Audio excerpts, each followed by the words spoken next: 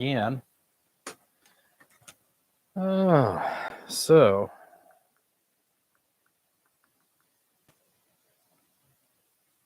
let's go through here. Move some of the stuff here out of the way. All right, so I've got a lot of radios that are sitting in storage, if you will, between there and the one room upstairs in the house. I've got mobiles, bases. I am sold.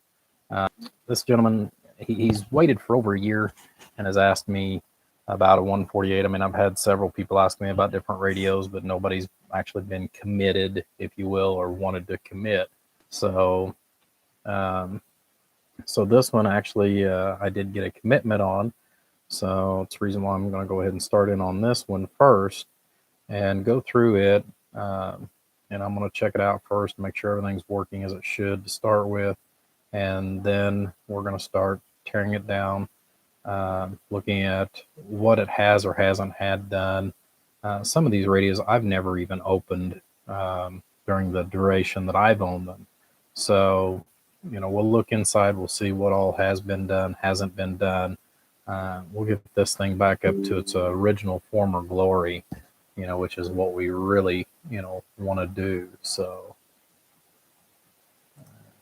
what that little notification was all about. So that's kind of where we're at.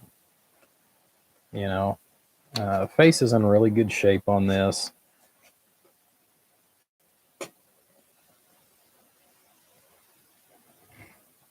And we'll find out as far as what the internals all look like here together as we're going along with this.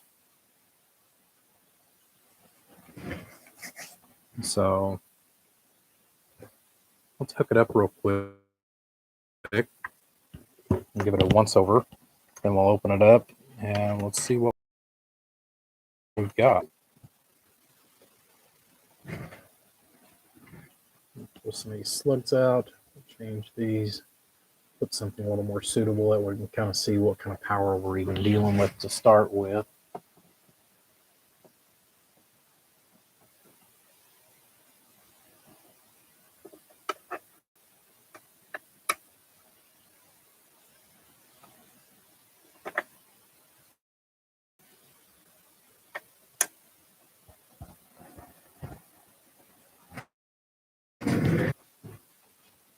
Okay.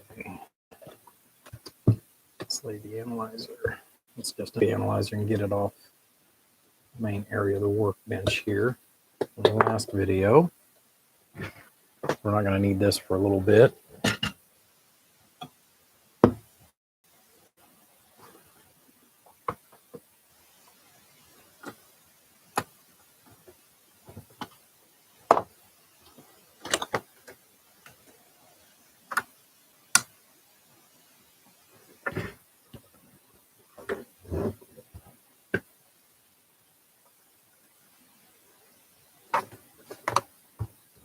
Not even sure if Mr. Nobody's even awake right now because, you know, he's just like everybody else, just now noticing that I'm starting to do videos again and getting into the repairs and all that good stuff. But I have been in contact with him within the last week or so. So, I know he'll be in there sooner or later. Well, that's always a plus when it comes on. Microphone here. I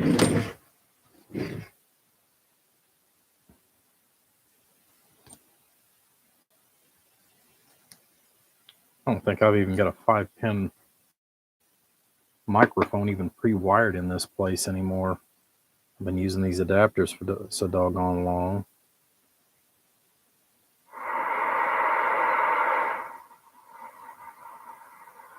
Okay, let's see what we got power-wise here. Let's see, about 3 3/4 watt dead key. Hello, audio. So I'd say more than likely we've got the audio has definitely been cut loose. Audio. kind of check out the frequency here.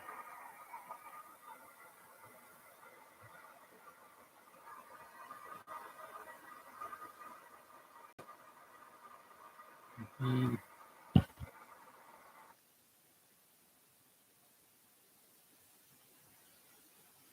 7185 is nominal. 48, not bad. Okay, clarifier is unclipped. That's always a plus to start with.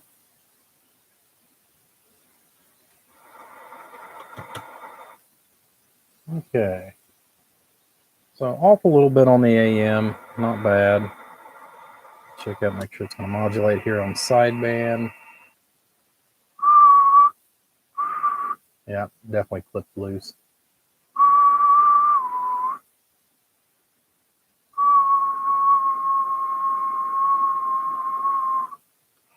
Yep, okay. Reasonably on channel. So that's good. We'll go through the alignment for the very last thing.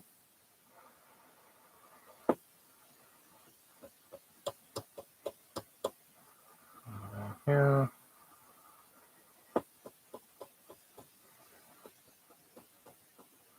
Very nice and clean, crisp LED that are in this thing. Of course, we'll spray out the controls and everything too when we get into that. So, alrighty. I'm pretty happy with that.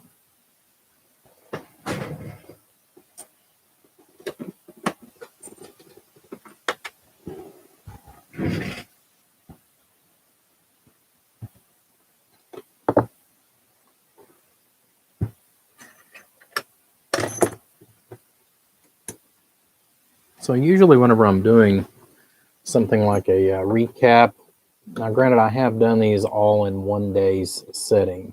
That is a lot, and there's other projects that I want to get into, but I kind of want to open this up and see what I'm going to get into, because I'll be working on this one off and on throughout the week or next couple of weeks because of my work schedule itself. So, and we'll go ahead and replace these screws.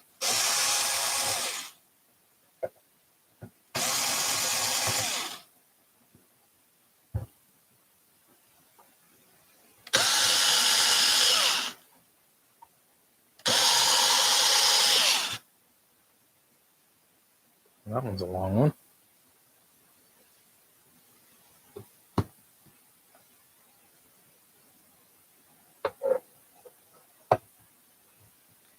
But I'll go through and I'll polish up that case along with the face.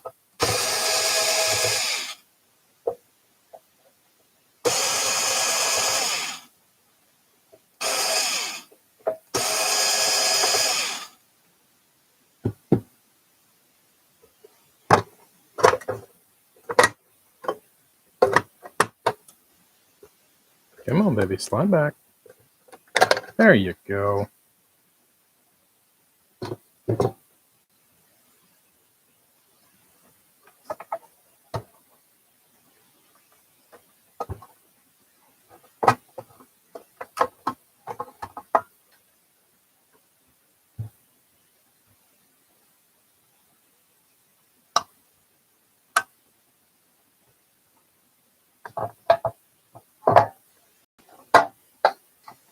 Okay.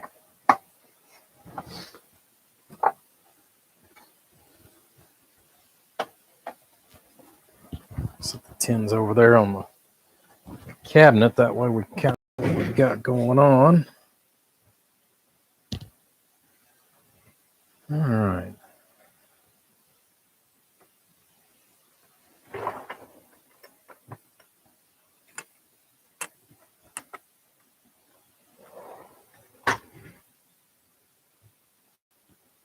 All right. So we've got a lot of the old, and I know you guys have probably seen this in countless, and it's no different here. This has still got a lot of the original factory glue, and this stuff here is very, very corrosive.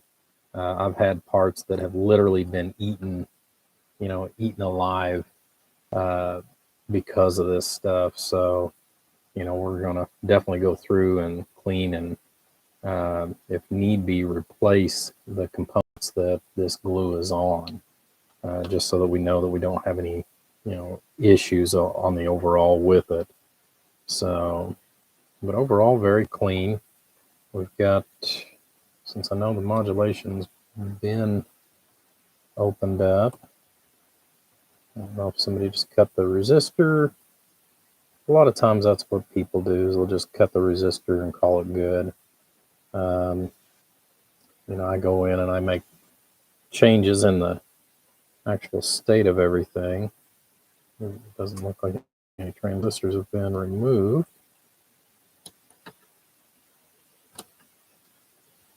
Flipped up here.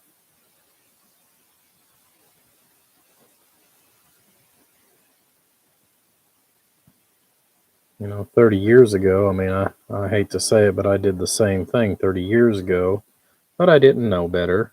I didn't have the background knowledge that I've got today, as far as what clipped audio, and which, I mean, everybody thought everything sounded great back then too. Let's see, 3, 13.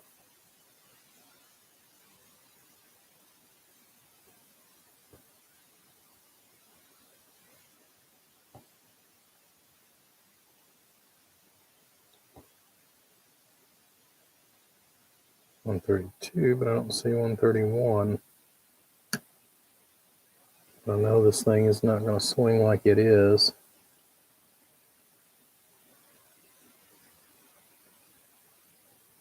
Not something being cut in it.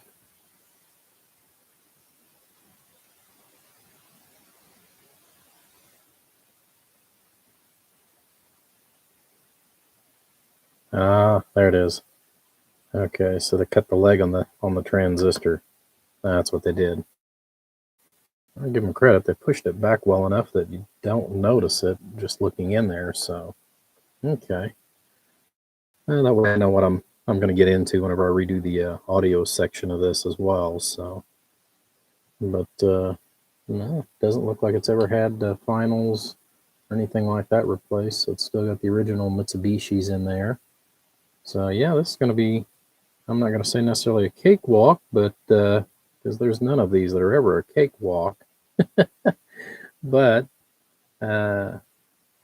everything is in really good condition, so that makes me very happy. The only place that I know we're going to probably run into any issues is up in here in the CPO and PLL section, just because of that glue. Like I said, we need to get that out of there and check the components and make sure that there's no issues there. Obviously that electrolytic's going to get replaced there too. So, all right, well, let's get started. Let's go ahead and start pulling everything apart and replacing all these electrolytics. We'll be replacing all the electrolytics, all the tantalums, and we're even going to change out some of the disc capacitors as well, especially over here where that glue is all schmooed together. So, but I think I want to start right here in the PLL section, and we'll go through, the small section here, and then just keep working our way around the radio. So, all right, guys, let me turn on.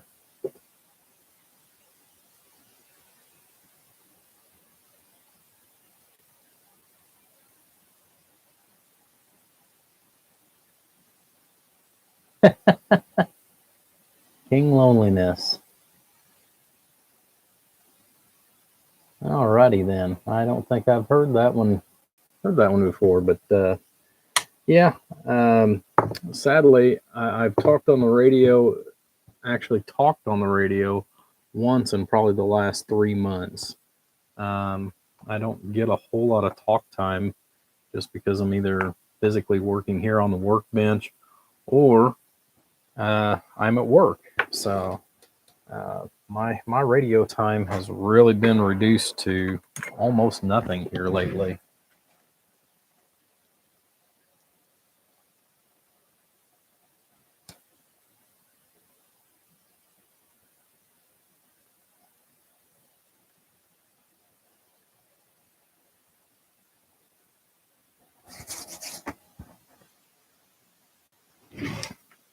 Well, while I'm waiting on the desoldering iron to heat up, since I've already got this one cooled down, I'm going to replace this tip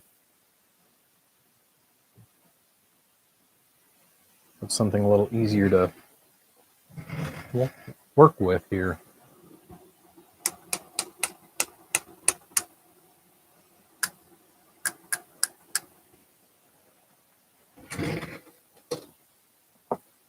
And that tip is stuck for some reason.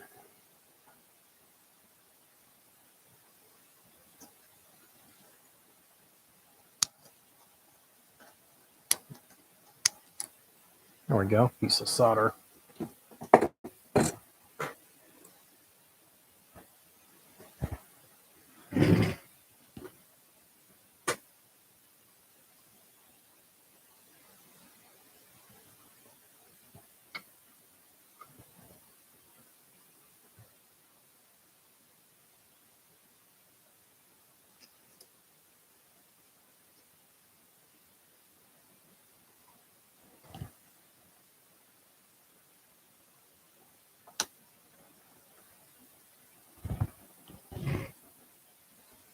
So how's everybody doing this evening that's out there?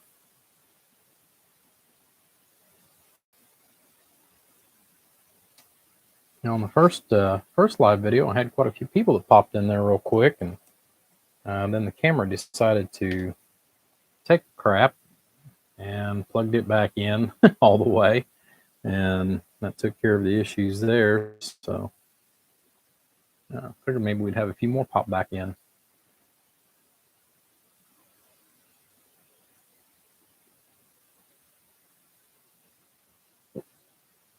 I know this isn't usually what I call the prime areas or prime time for video response, if you will, but when you work third shift, yeah, you know, I try to stay on my same hours.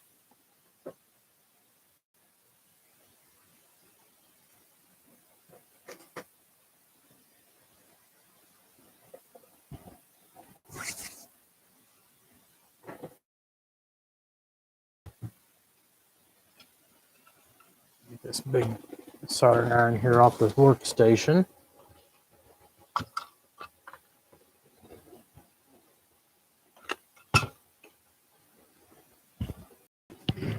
I'm gonna pull out that big thing whenever I have to. Anytime I can get by with a small weld, I usually try to do that.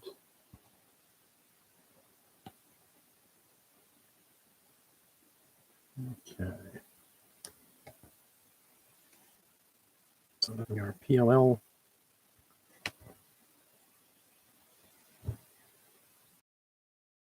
Trying to get an idea of how far over I've got to go with all these.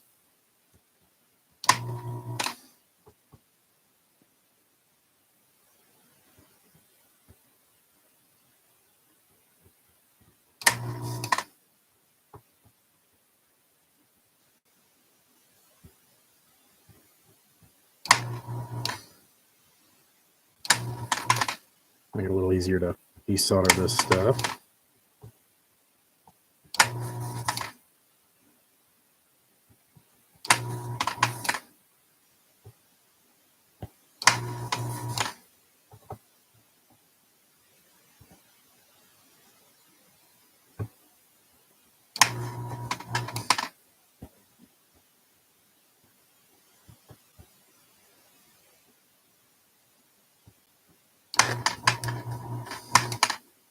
Okay.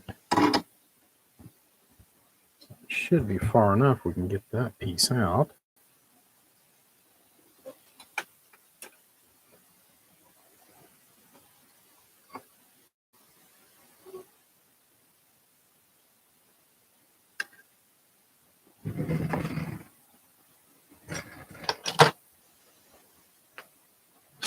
Or pull that out since we're just now starting in on this.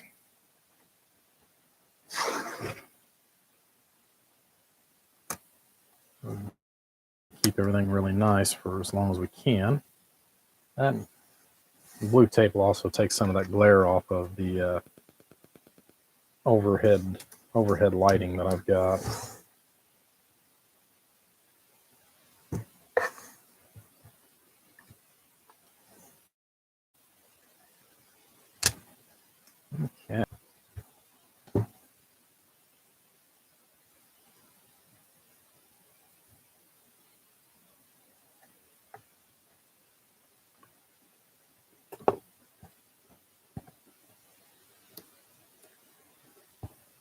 Well, that glue has got that stuck in there good.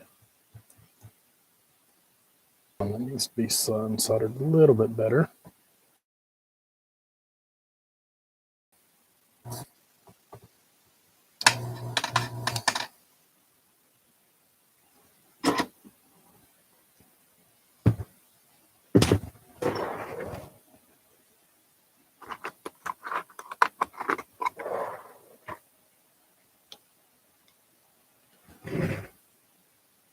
Looks like we're going to have to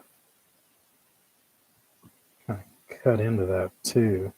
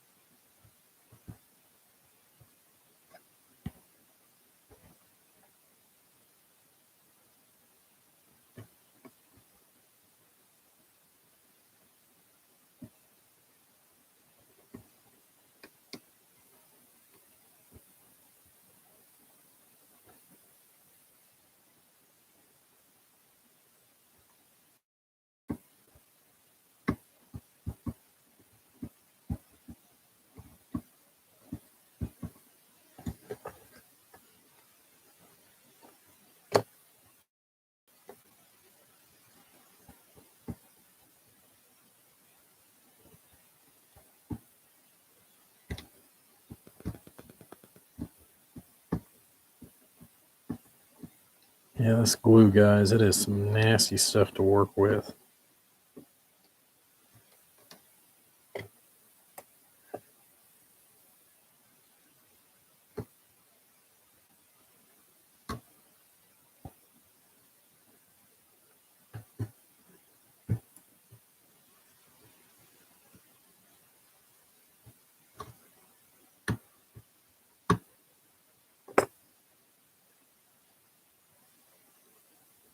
Yeah, oftentimes, which usually it's not this thick, not in this particular location anyways.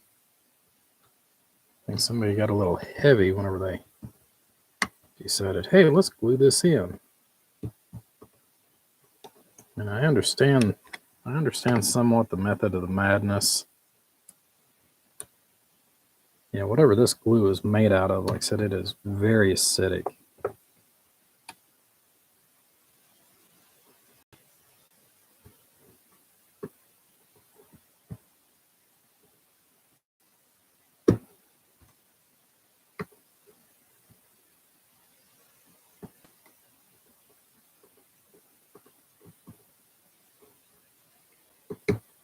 Get some of these other components cut loose.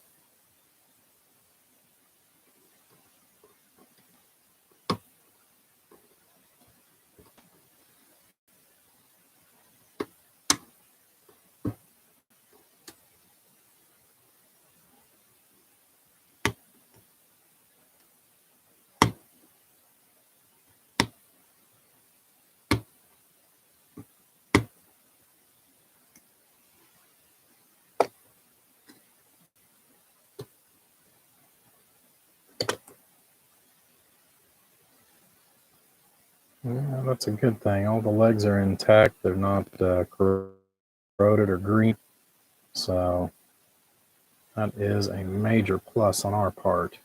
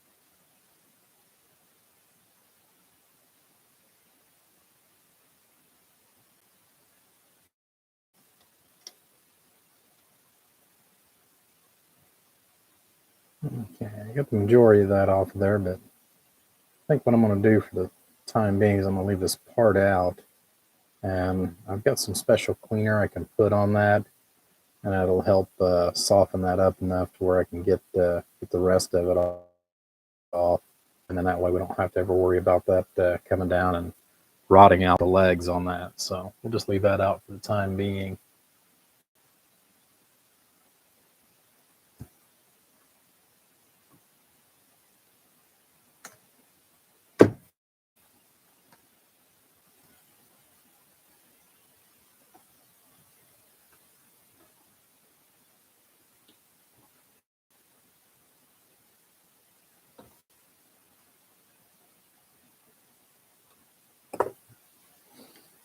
This is probably this is actually worse than actually doing the recap on it right here, is just removing this crazy stuff.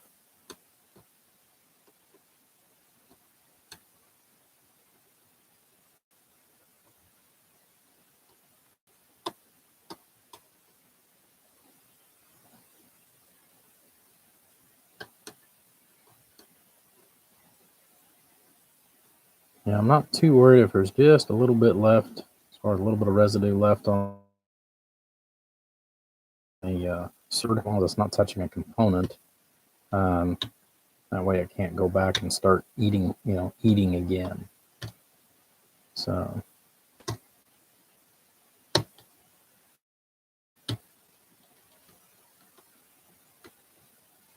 usually this stuff though flakes off in larger chunks. So I'm kind of surprised.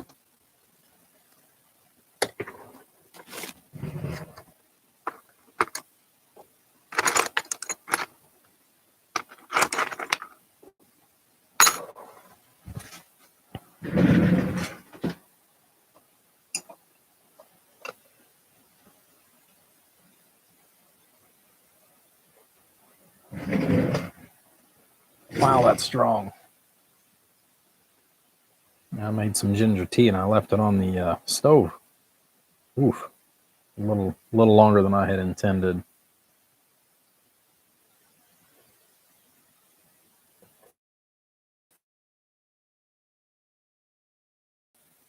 But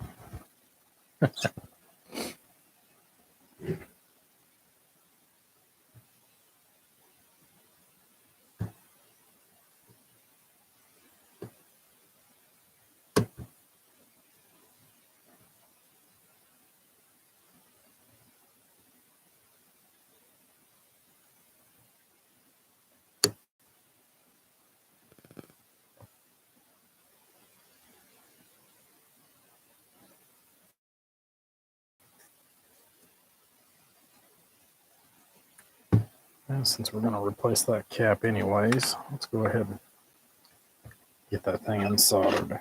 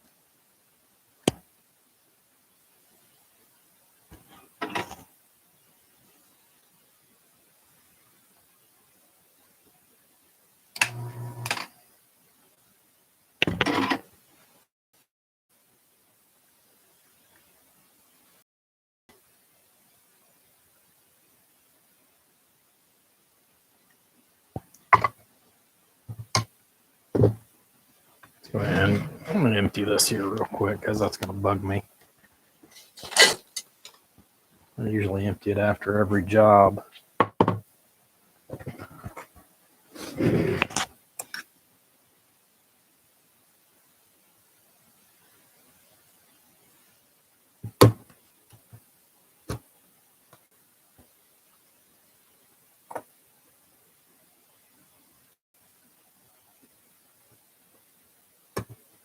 Yeah, this process here, sadly, is about like watching paint dry. I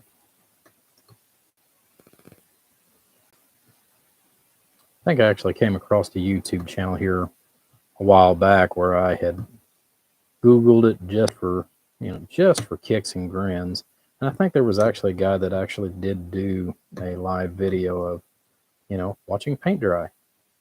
Granted, I know it's more of a joke than it is anything, but goes to show you, I mean, anybody will put just about anything online.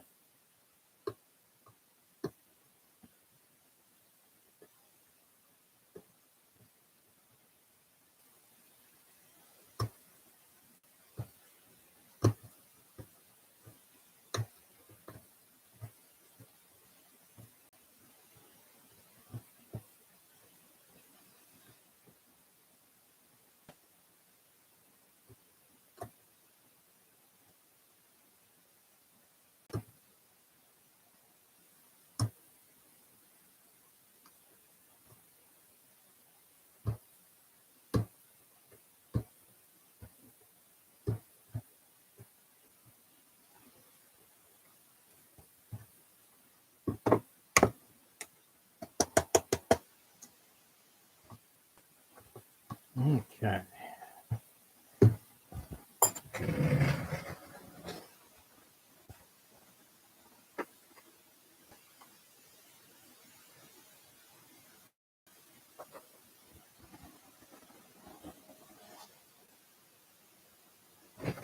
Well, you guys have all of a sudden quit talking.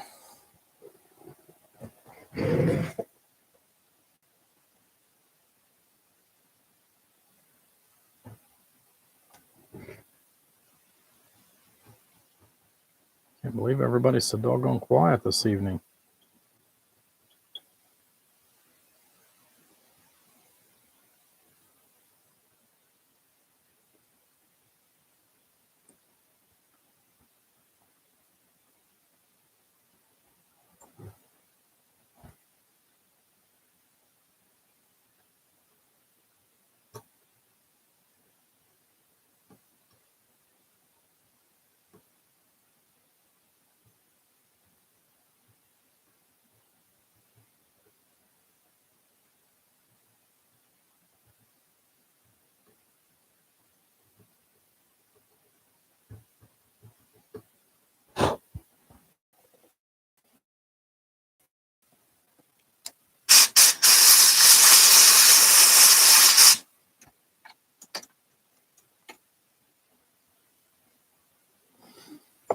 All right, so let's start with our first one. That is a 4.7 at 25 volt.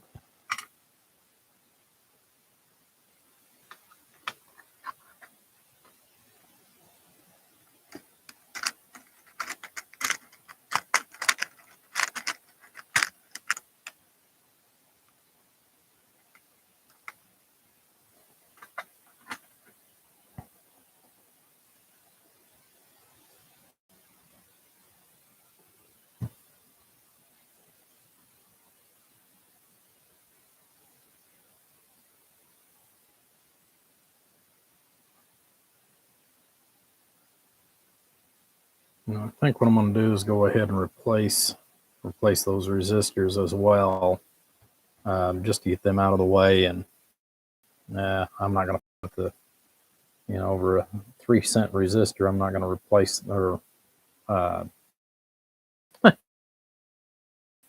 with trying one. It's just easier at that point to just replace and be done with it. At least I think so.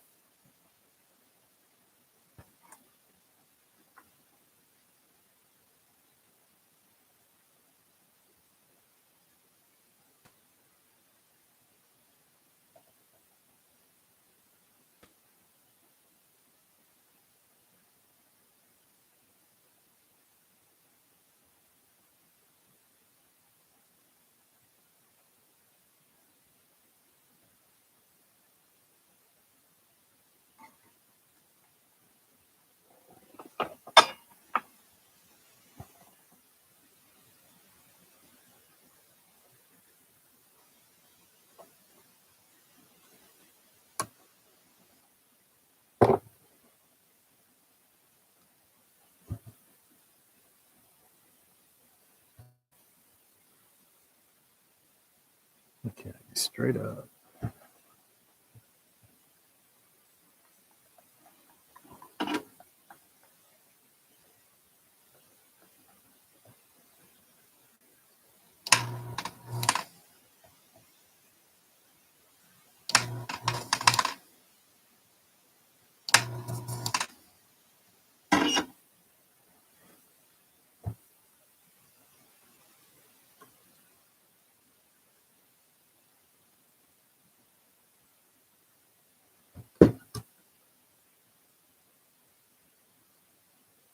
And brown, black, red. 102.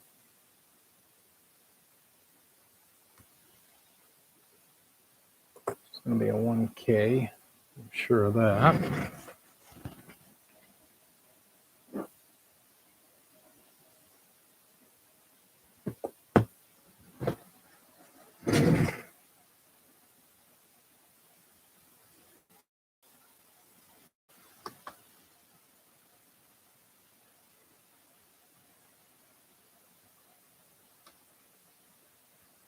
I think this one does resistors as well.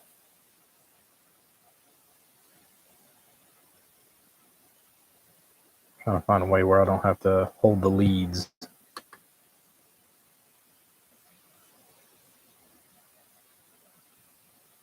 Yep, 1K. I was right.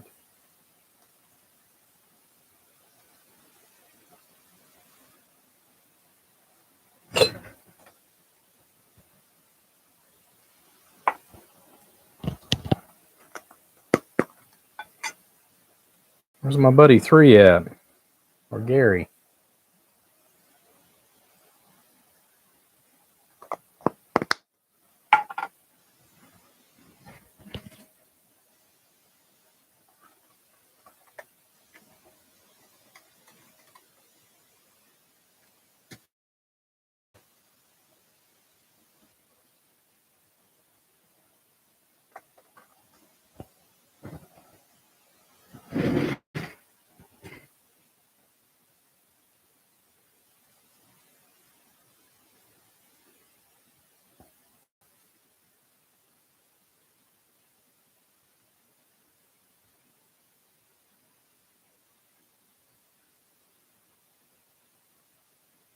We're going to go ahead and get the one next to it as well here in just a second.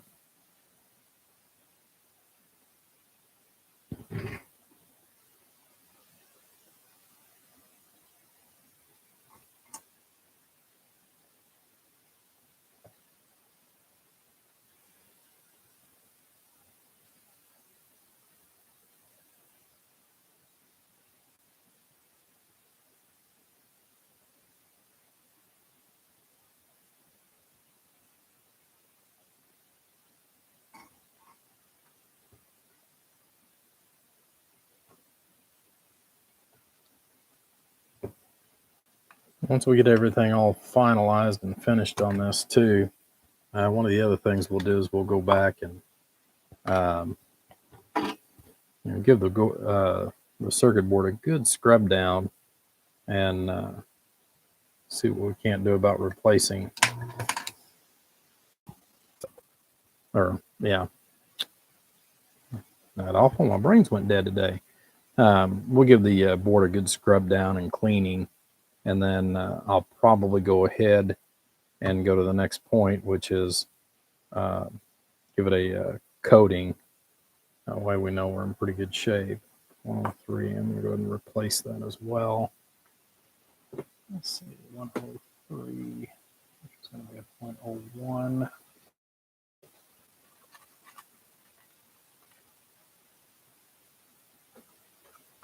I can get a hold of the darn things.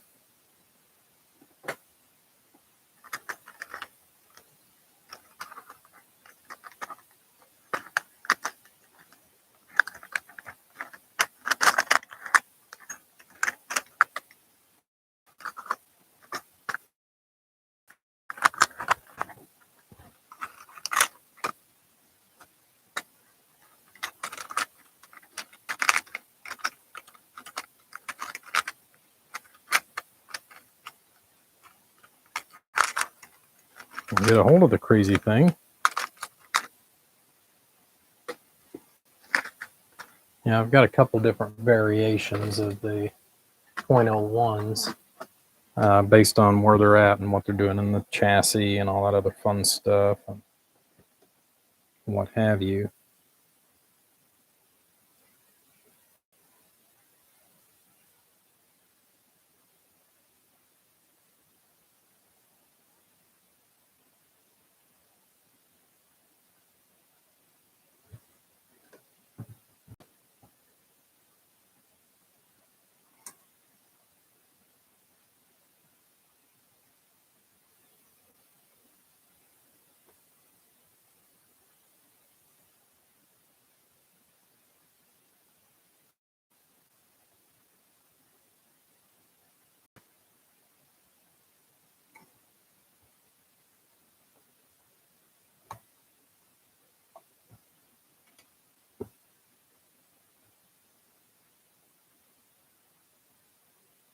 Okay, and we're going to replace that other resistor too.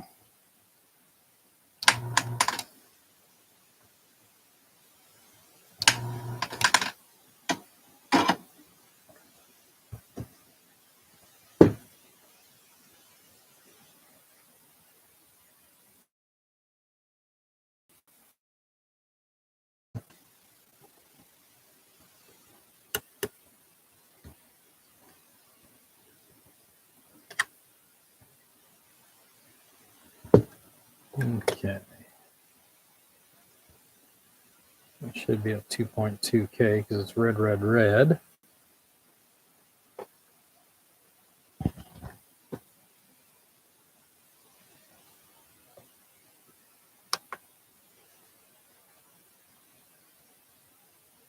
Yep.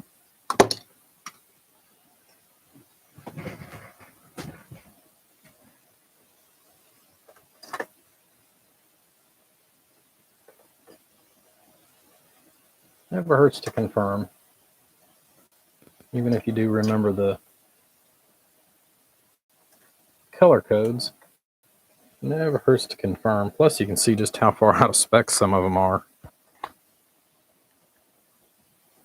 But most everything that's in this radio, is based on a 5% tolerance, which is perfectly fine in most cases.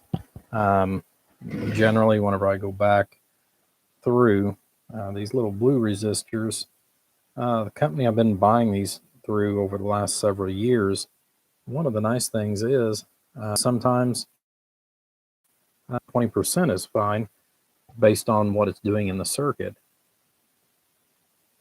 But you can gain or lose a little bit based on changing some of the values depending on where they're at in the circuit and what they're doing. And without going through and looking at the schematic, I don't know for sure what this one is, but usually in the PLL circuit, I like the 1%ers just because I know that they are what the original designer had intended for.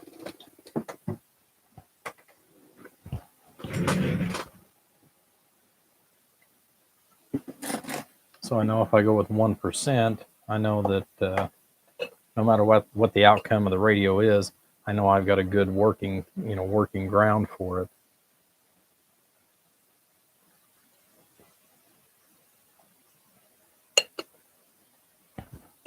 Wow, it's strong.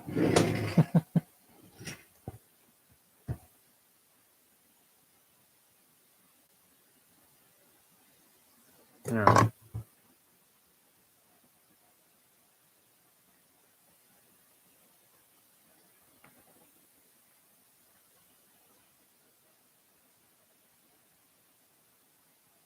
Looking to see if I can find where my cleaner is. I've got a special cleaner for this stuff here. Move the camera so I can get to it.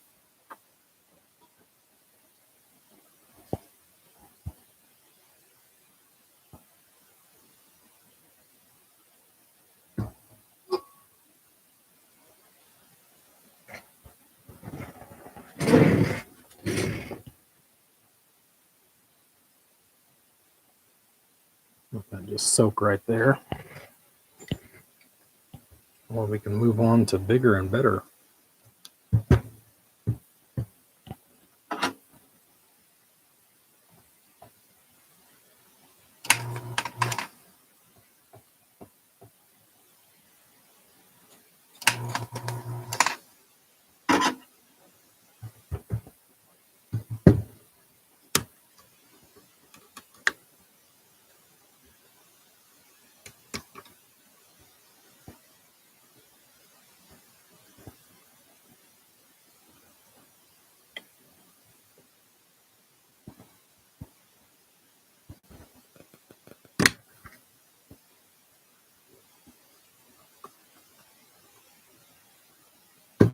Real thankful to see that they didn't get any of that though on the crystal itself.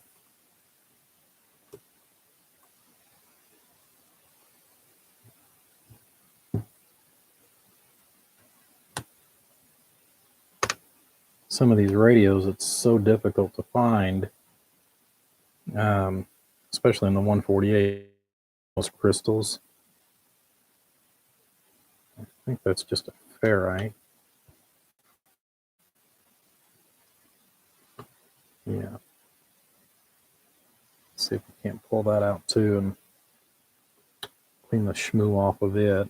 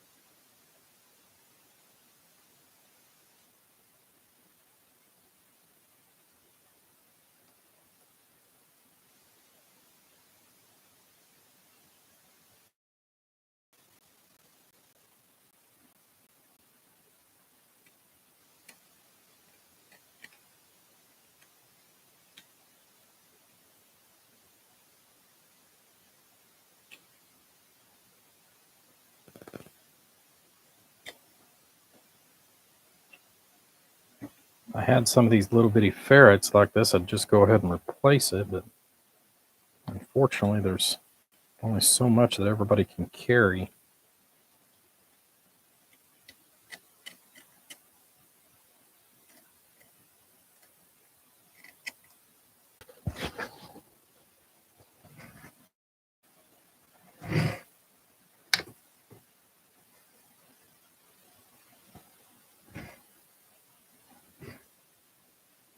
Jumper's good and clean. It doesn't have any, and I don't know how they didn't get any of that stuff on the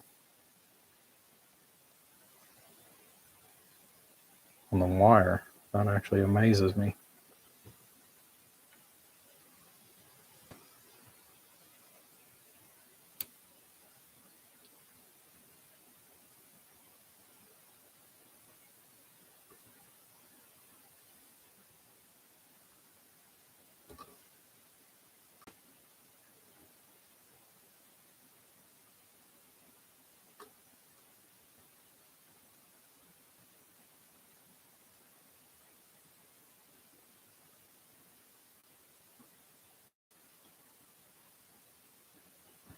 Okay.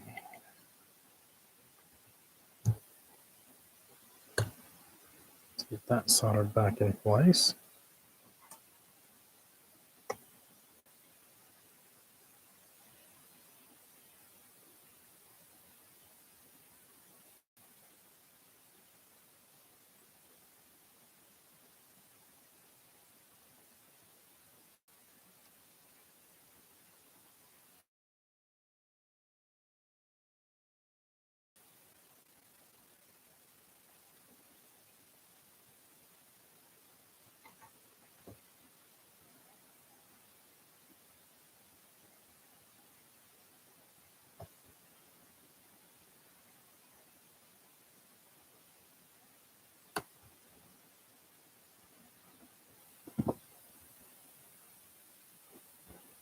how this is doing.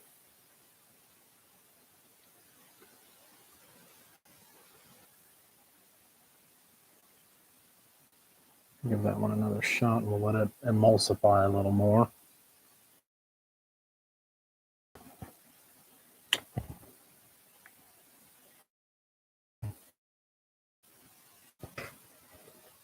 Meanwhile, we'll replace another capacitor.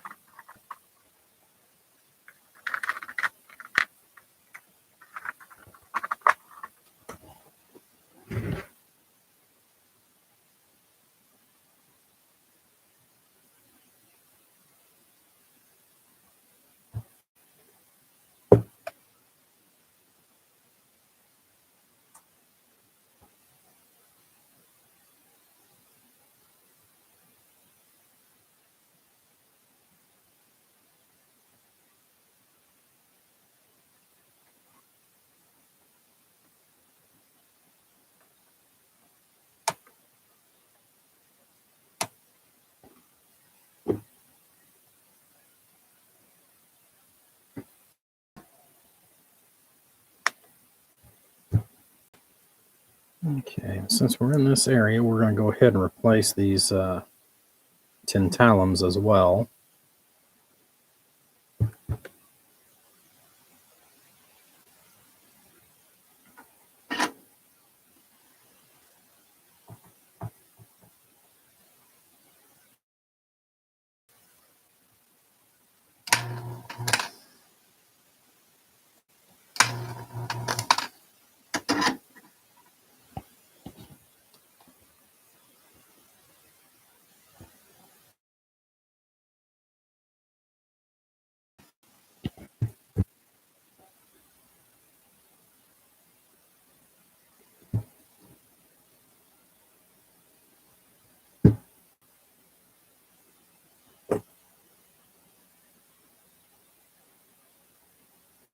Sadly, I used to be able to read those numbers even without the bifocals. We're going to have to use the magnifying glass.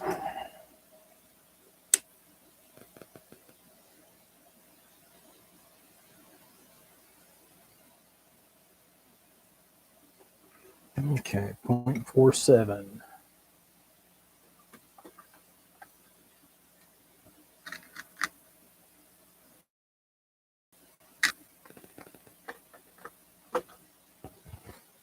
And just like a regular electrolytic, these are polarized. So if you go through and you start replacing these yourself, please, take note of that. That a tantalum is just like an electrolytic. It is essentially a high precision electrolytic. So that's the reason why it's very, very important anytime you replace those, please note the orientation.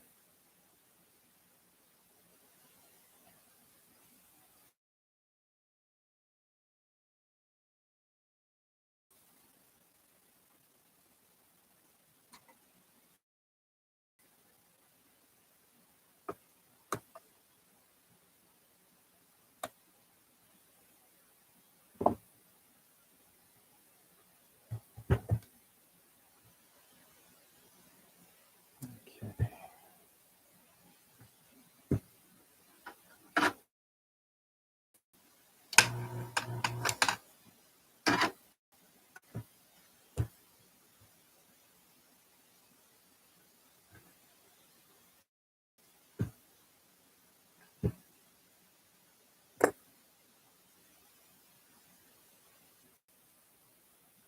It should be 2.2, but I'll look it up in the.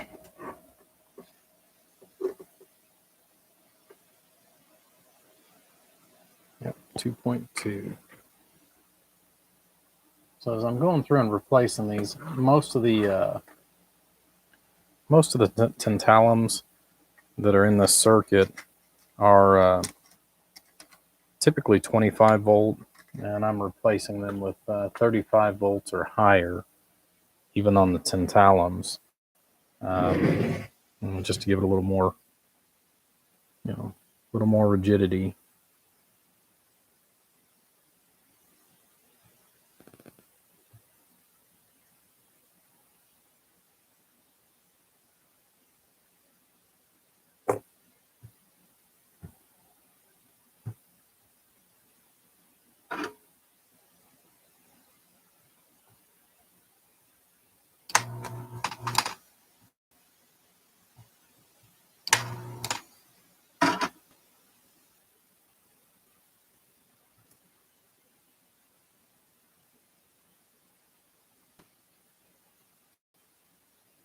That one's clear enough. That is also a 2.2.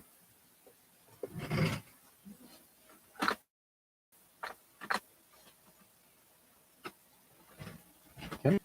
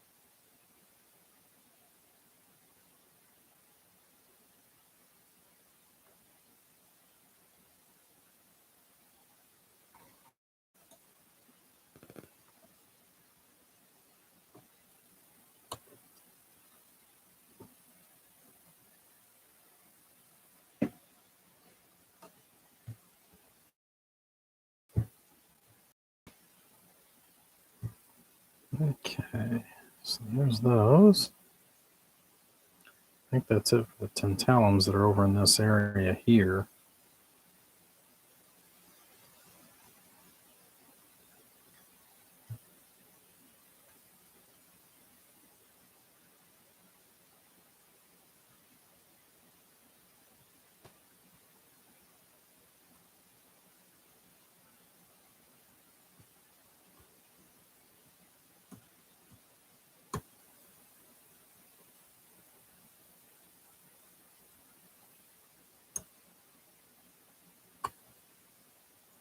There we go.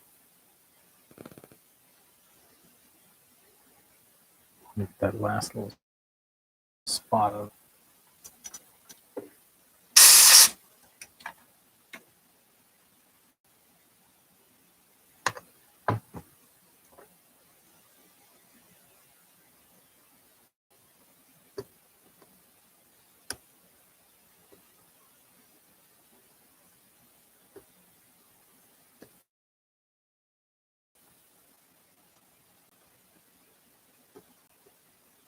Yeah, since there's a protective coating on this, I don't worry too much about what's on the main component itself.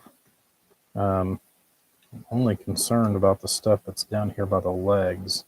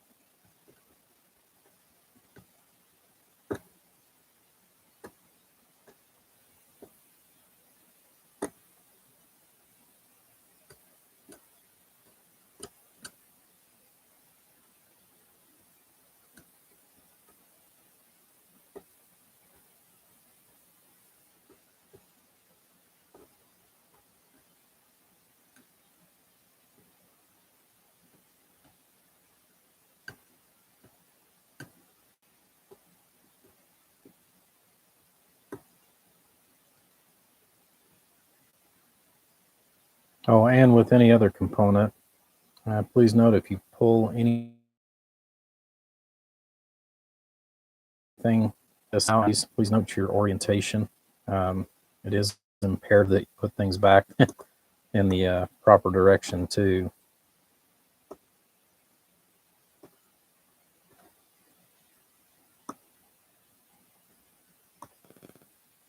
Just because it'll go in doesn't mean it shouldn't.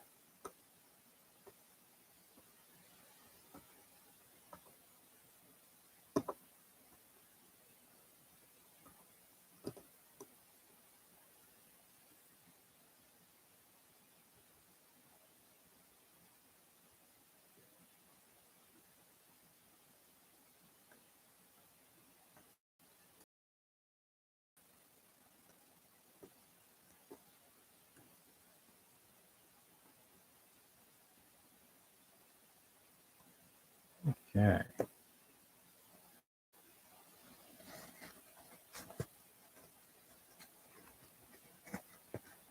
Look at all that crud.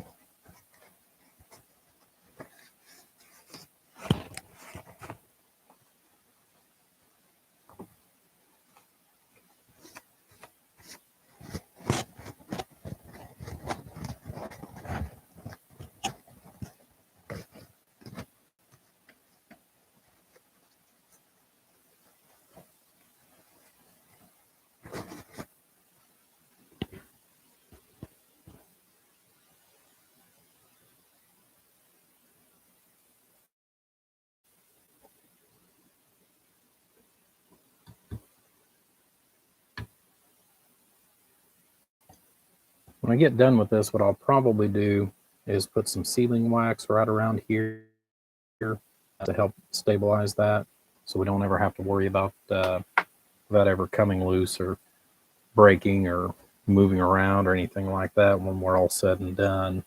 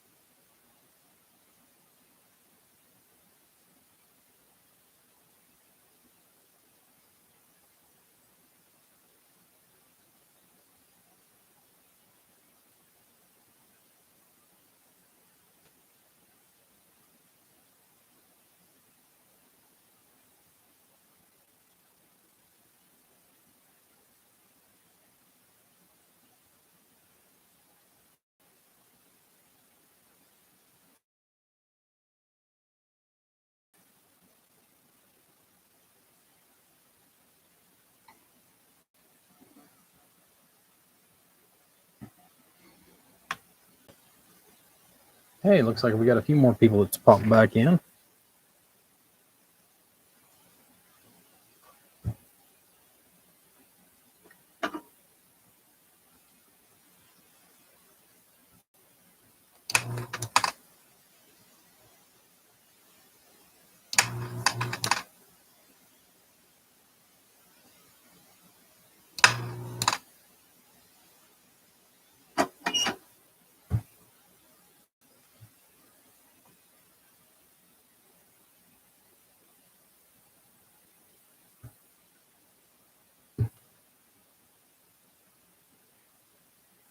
.47. It's really nice because I've got everything in one of those 64 containers like this. A lot of them are split up into individuals or two different values in each one. But that way, I've seen people use books and all kinds of different methods, and it seems like this is the way it works best for me, is to have the actual bins like that. So I kind of prefer it. I know I've had some people that they've sent me their radios and they want to recap, and then they buy the kit online. Hey, well, I'm going to save money because I'm buying this recap kit on eBay, and and it's great if you're doing it yourself. but for somebody like me, it's actually harder because I've got a pile of capacitors that now I've got to dig out and I've got to lay out, uh, based on the capacitance. And here, since everything's already pre-marked, I know right where everything's at. I can just pull it out of the bin as I go along. I mean, I'll put the parts in if you send them. I put the parts in that you send, but it's just so much easier on me to do it the other direction. Is that where I need to be?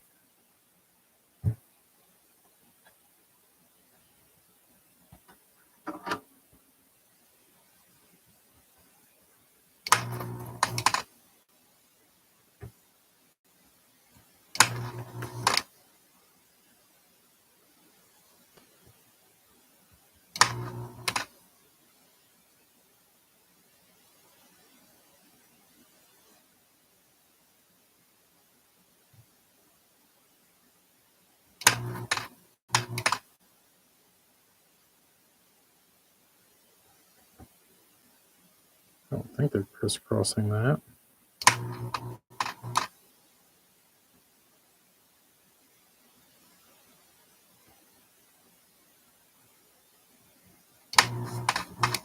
There we go.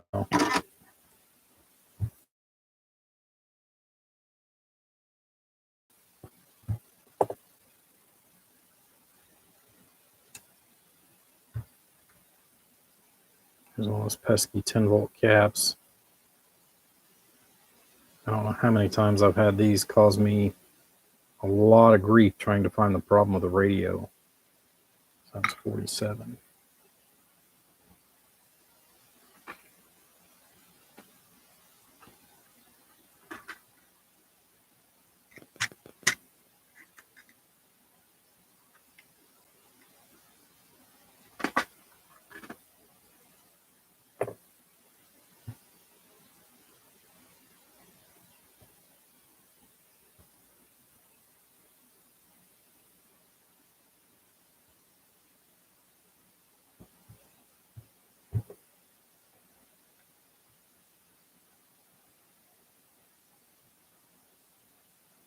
Well, good morning time. How are you doing this evening or this morning, Aaron?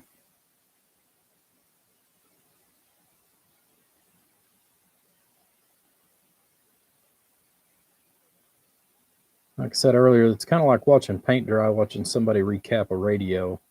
Um, it is a very long and excruciating, painful task.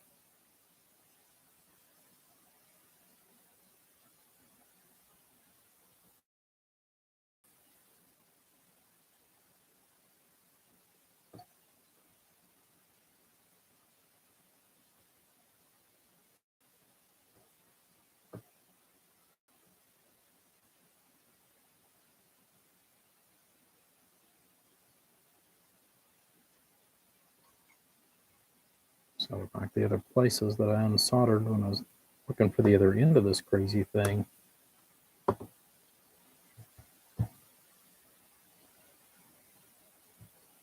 Okay. Should be it for that section.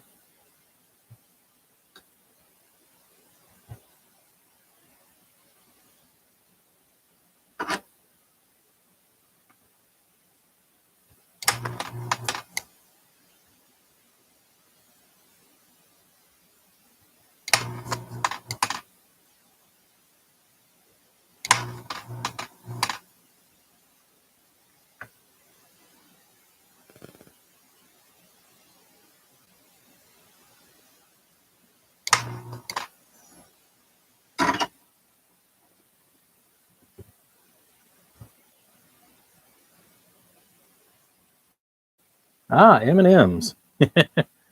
Yeah, I got to stay away from them, man. I pick up a bag of M&Ms and I won't stop until I'm done eating them.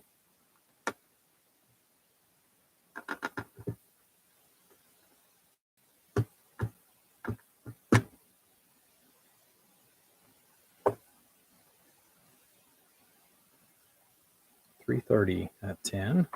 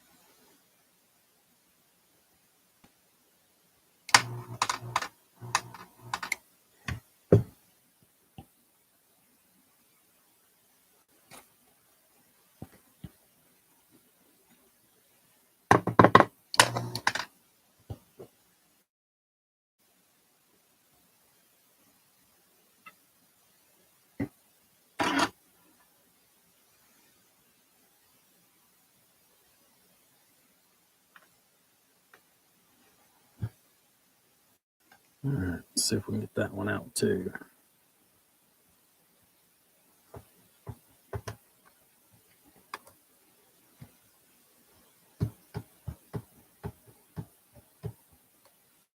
It's loose, but it just doesn't want to let go.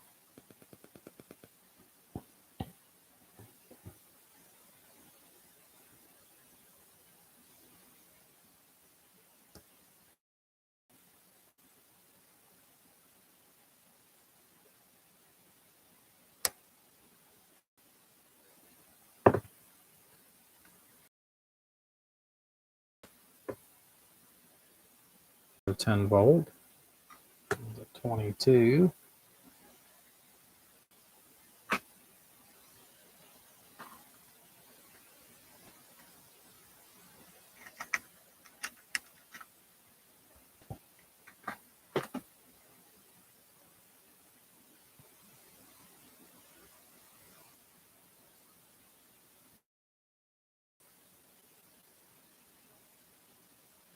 I'll get these two soldered in, then I'll worry about that third one that's in that location there too.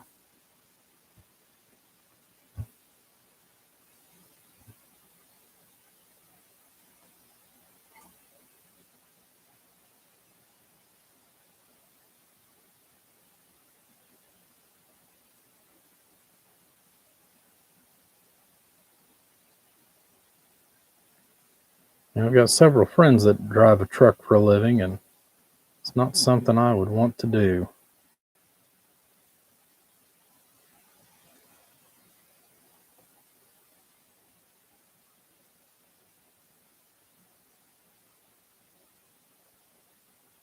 Even if it's a tandem, I still wouldn't want to.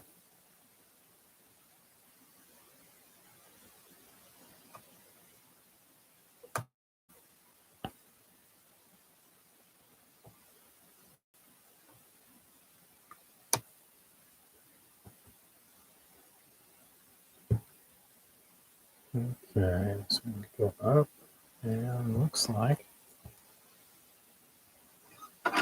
that one will go from here to here.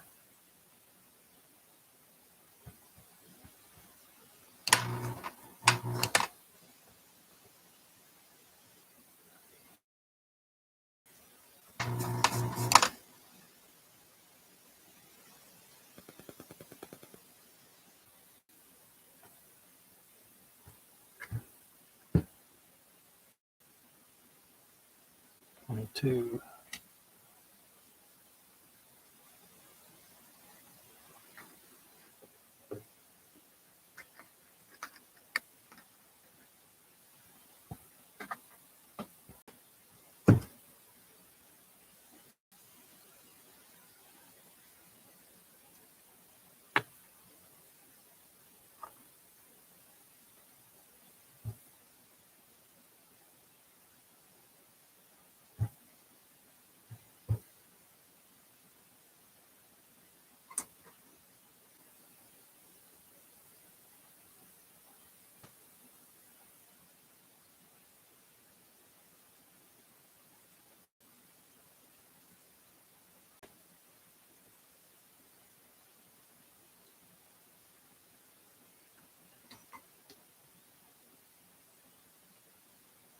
Yeah, local work's not too bad. The only thing of it is just like me, you guys still work very long hours some days. It's not a regular 9 to 5 job, if you will. Recently, I had a good friend that moved down to Evansville and went to work for Toyota down there, and it's a minimum 8 hours, but generally it's always 10, 10 plus. It's until they get the job done for the day. So um, much like that, and the fact that you're there till it's done for the day.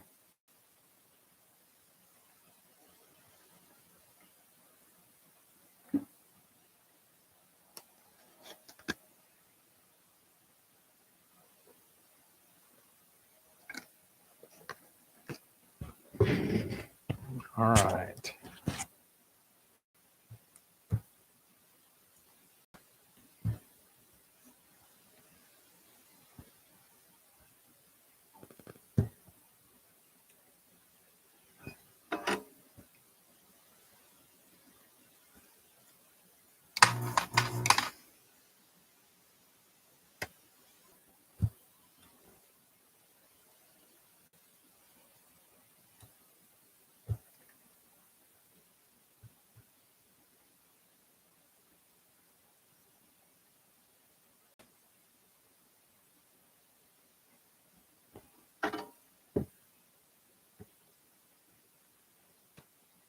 I may have to just unsolder this whole section right here.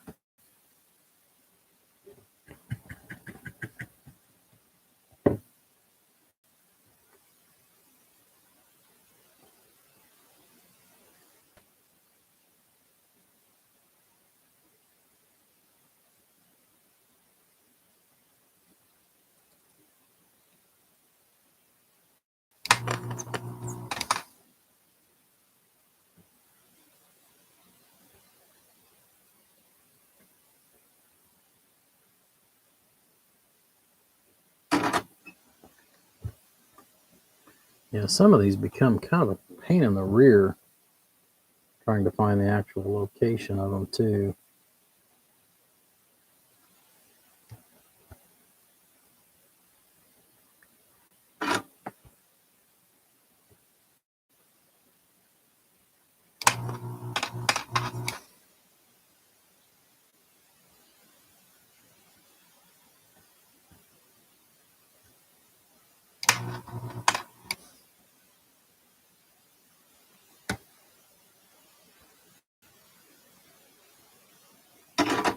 Let's see where we're at here.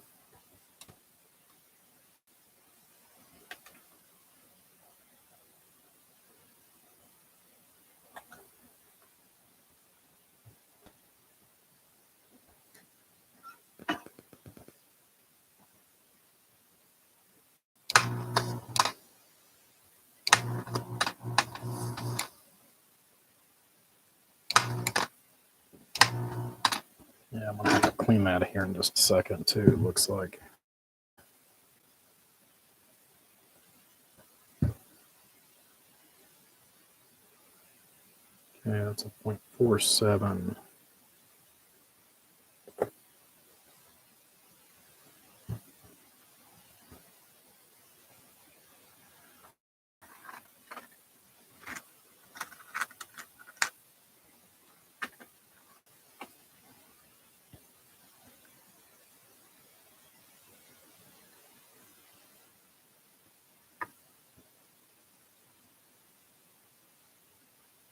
Okay, up and over.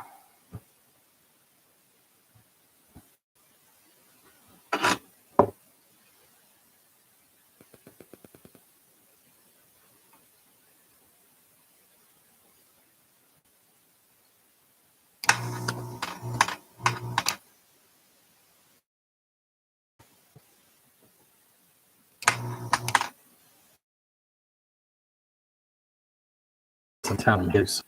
We're gonna get it while we're in there.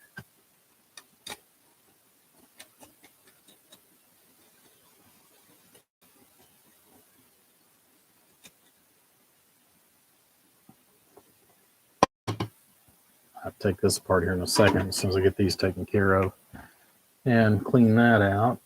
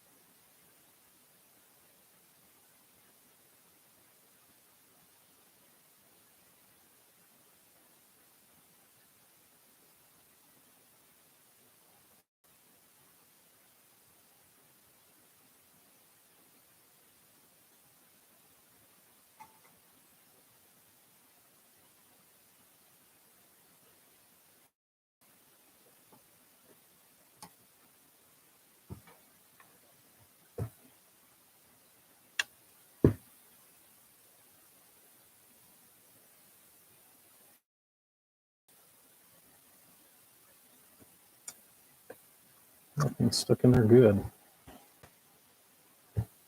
That's just about out. I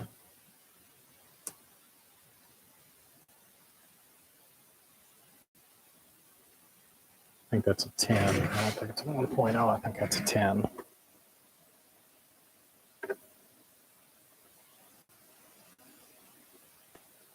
Yep, it is a 10.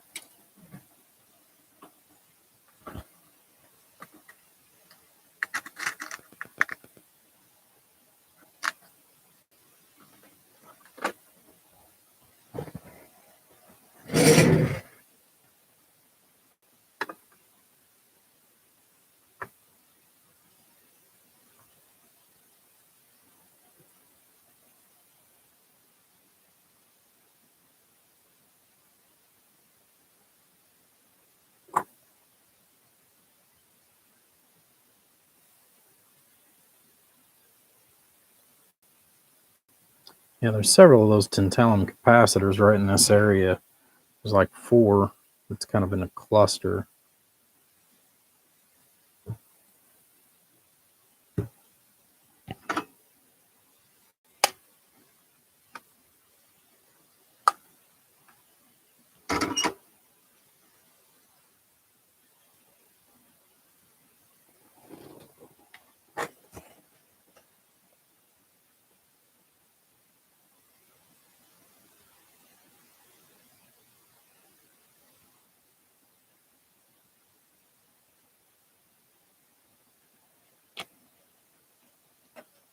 Dampen that sponge down.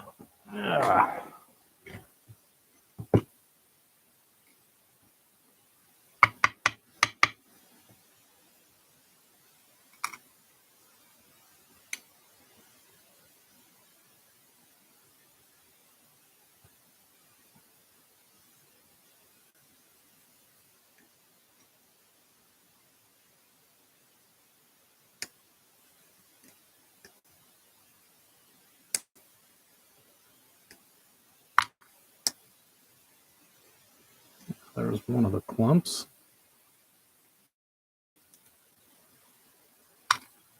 There we go.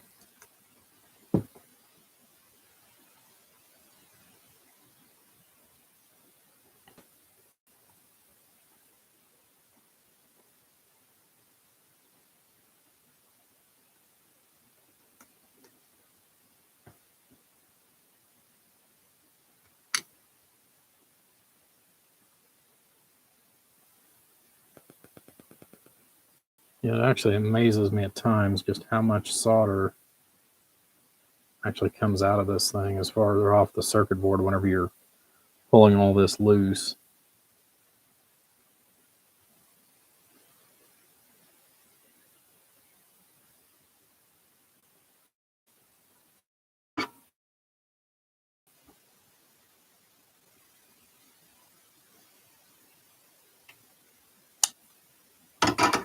There we go.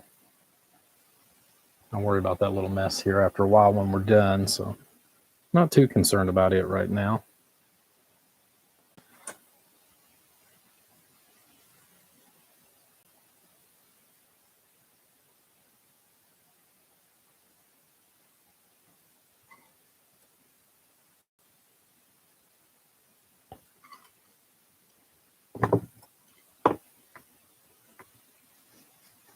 And then the OCD kicks in.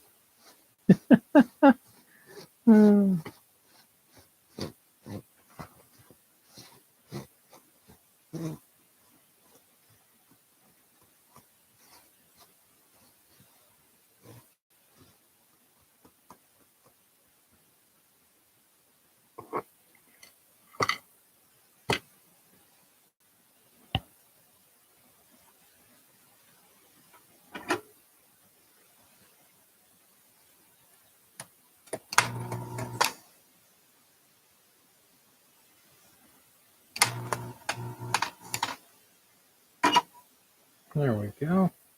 Well, hello, Gary. I see you decided to pop back in.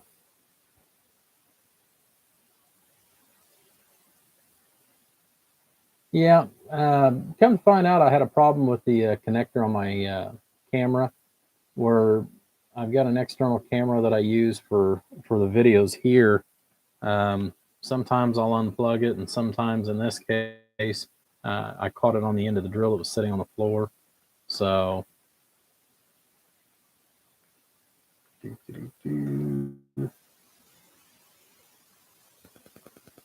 so yeah, just one of those things.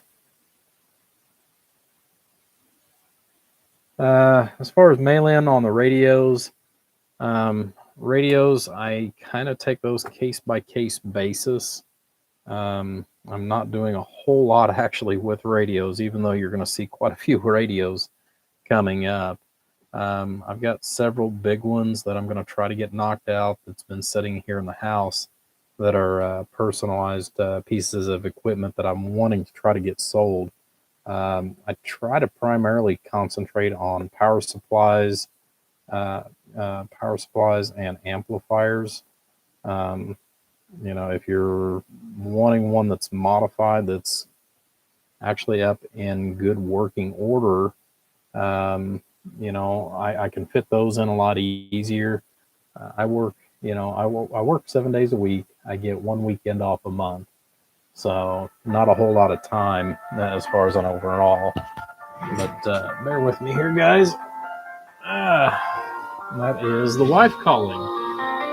So.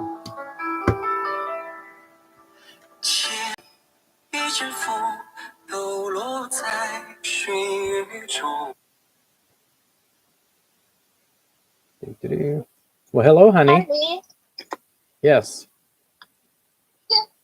Yeah, go you're to on. home. Yes, you are on your way Yes. home. Okay. Yeah, what? Yeah. Yes. Live. Oh, Yeah. See. okay. Yeah. Understand? Yes, understand. Yes. Okay.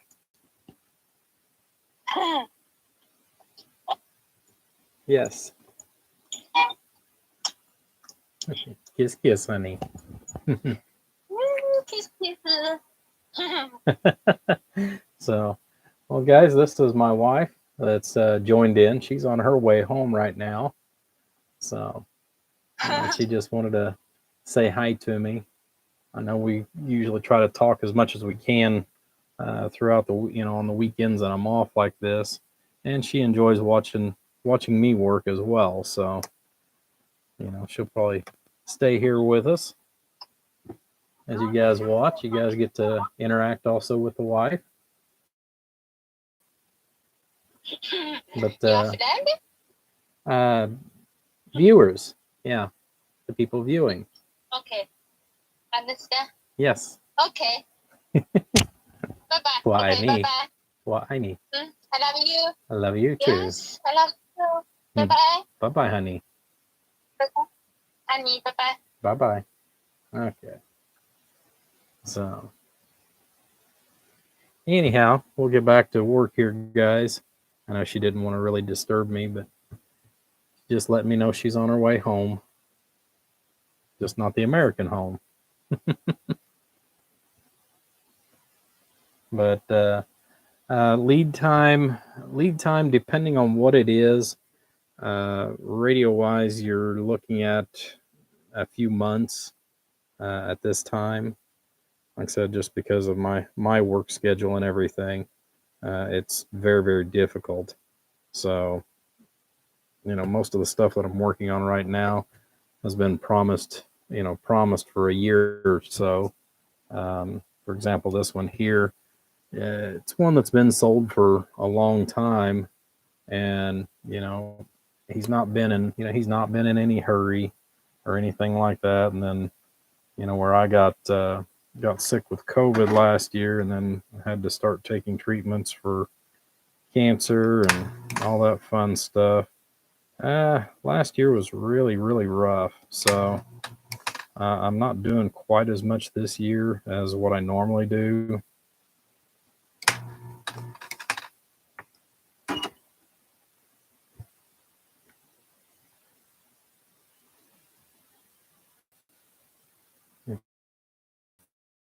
Come on, baby, look.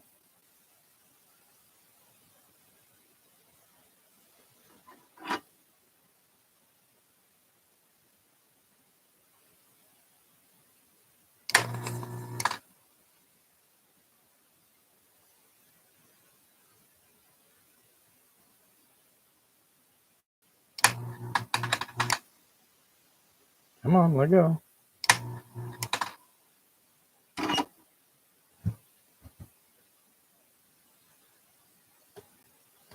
There we go. And some of these little boogers just don't want to let go no matter what you do. Gary, how's your evening going for you, buddy? That's 0.47, I think it is.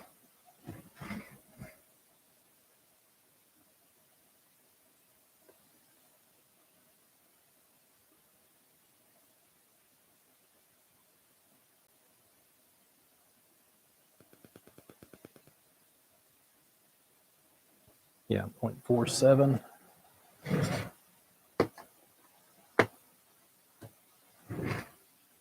This little jewel here, and we'll confirm it.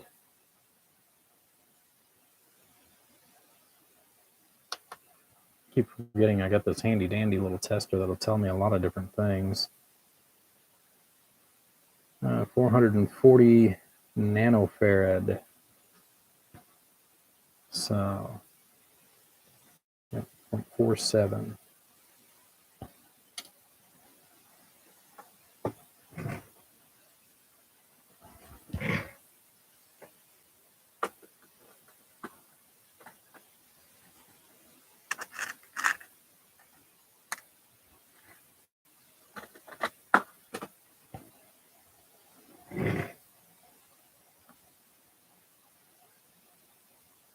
Oh, you're off on the weekends now.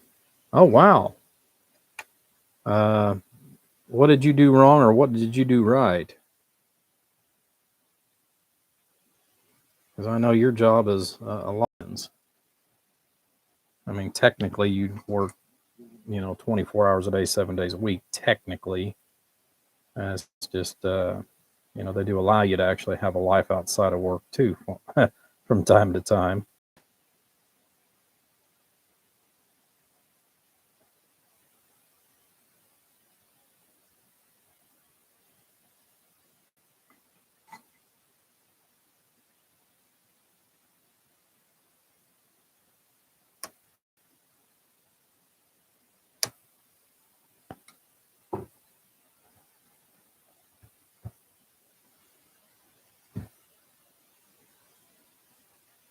Okay.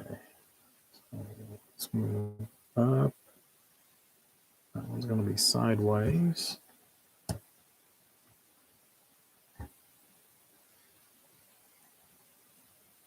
Yeah, that one's going to be a little more difficult to see here.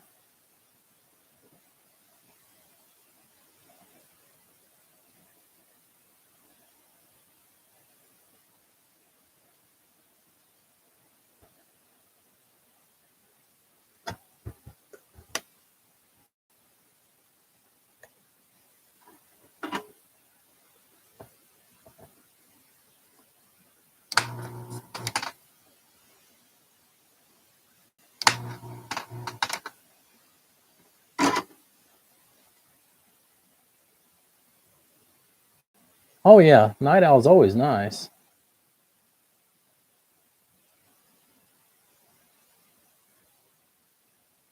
Eight to 5 off the weekends. Jeez. You suck.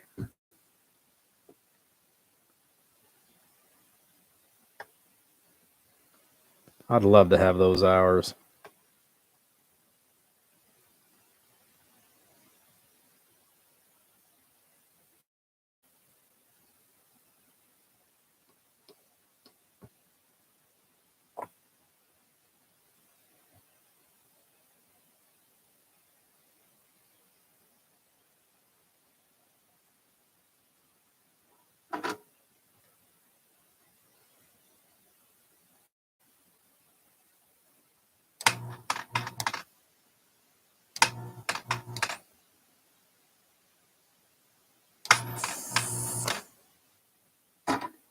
Yeah, that would be nice to be able to work a regular 8 to 5 or 9 to 5, so to speak.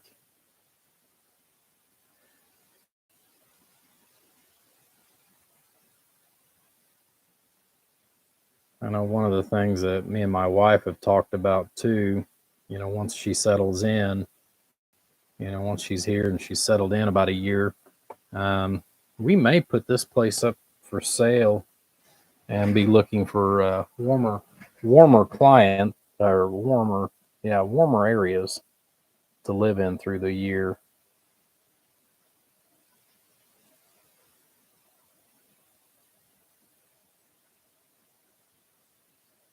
Okay, point one.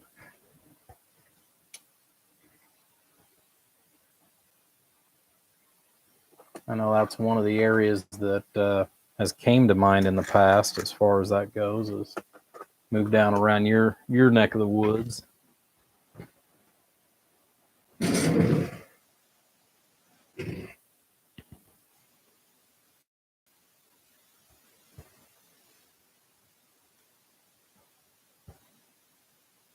course, hanging out with somebody like me would probably get you in trouble with your wife.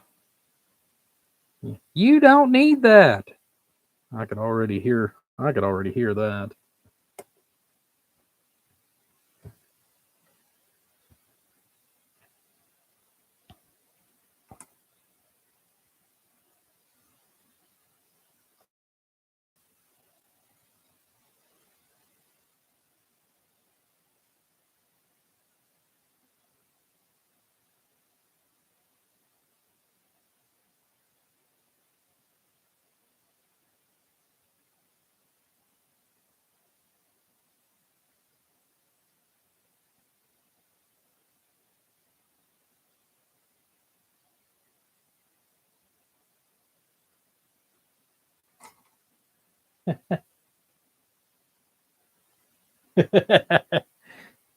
Well, yeah, I'm sure of that. That's just like I'm glad mine's not here right now. She probably wouldn't be pleased with some of the purchases I've made, because for some reason, every time, well, I shouldn't say every time, because there was a small little gun shop that opened up, and eh, I mean, he's got some nice stuff, but it's not anything that I've been specifically wanting. But generally speaking, if I walk into a gun shop, there's always something that follows me home. You know, I don't know why, but you know, kind of like picking up stray cats. Some people seem to always want to pick up stray cats, and I have that same uncanny feeling when it comes to guns. You know, well, they're strays, they're homeless, they need a home. They're just sitting there.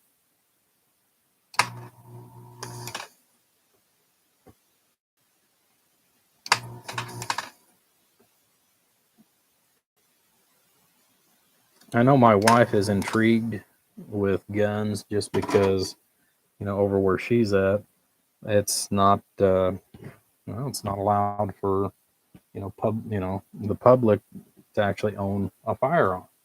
So, it intrigues her, and I know she's interested in, going to the range with me and things like that. But, that should be, you know, that should be very interesting. Oh, you have the same problem with walking into a gun shop. Yeah, that was the other question I had for you too, Gary, that you already answered, which is, 2A friendly. You know, unlike California, I will give New York credit in the fact that they finally, you know, took a deep breath. They pulled their head out, even if it was just for a moment, and finally realized that they can't keep continuing the way they're doing. So, because they were very much the same way. 22.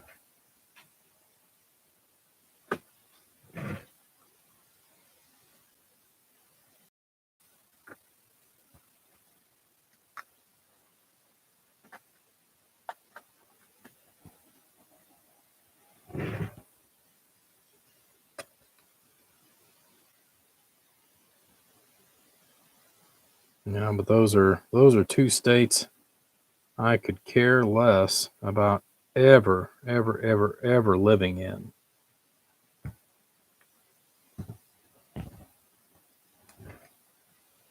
too many people stacked on top of each other.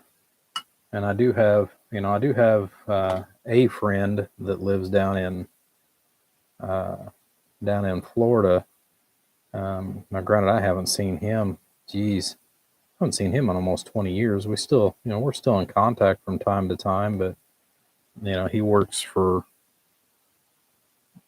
um, oh, works for a company that works for NASA down there. So, because he's always been big into the computers, and had he stuck around up here, I probably would have been a lot more tech savvy.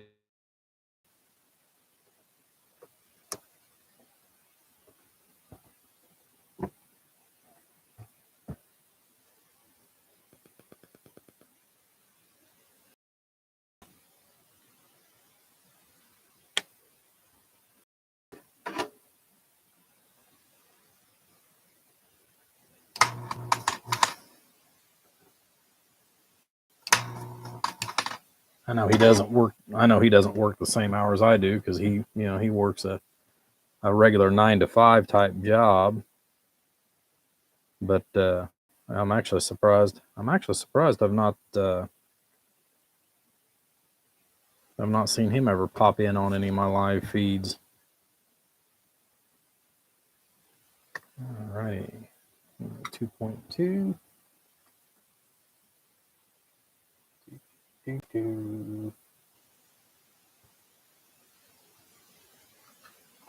we go.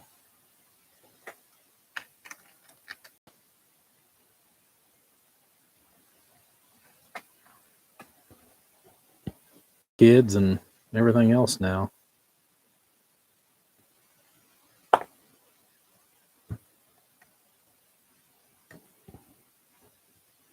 Yeah, he and I used to actually work years ago together. He's part of the reason I got into doing this stuff. Because he always had all kinds of cool stuff. I mean, granted, I was always interested in it since I was a child, because of the neighbors and things like that. But as far as getting exposure to a workbench and different things like that all set up, he was the first person to actually have all kinds of gizmos and gadgets like that. But he was also into ham really big. So, I got a pretty good exposure of a lot of different things. Um, I still love the radios, even though I don't get to spend as much time in here as I would like. I still love working on them from time to time when I get time. I know my wife, she says, well, if you're not making, X dollars or whatever doing this, I tell her, I said, it's part time, honey. I said, I'm not doing this full time like I once was. She said, well, you're not making enough to mess with it. Well, yeah, I am, to a certain extent, but, it's not about the money now. It's more about using it for downtime and for enjoyment, you know. Uh, I'm not doing it for a full-time living like I did, 4 years ago. 0.22. Well, 5 years ago, I should say.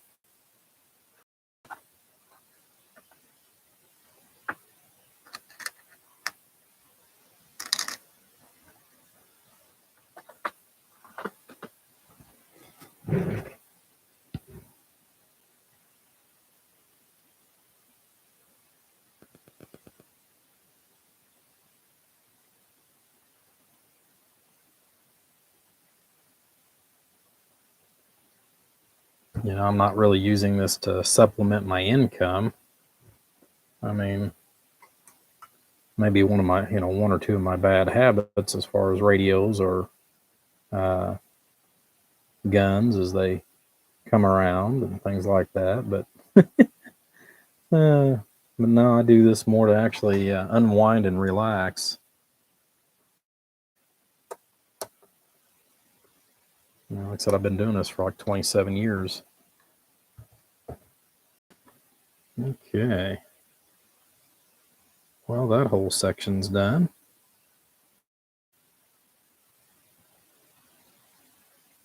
All right. Well, I'm not going to tackle that mess for right now. I think I'm going to start here and work back. So I've got the whole front end taken care of now. I may be done with this one sooner than I think. Wonderful glue to deal with too.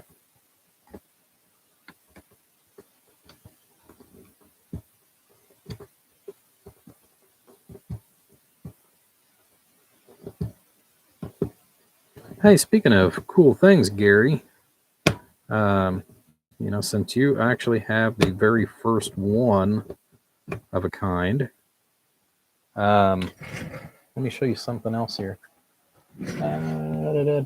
Wasn't pleased with my last purchase, yeah.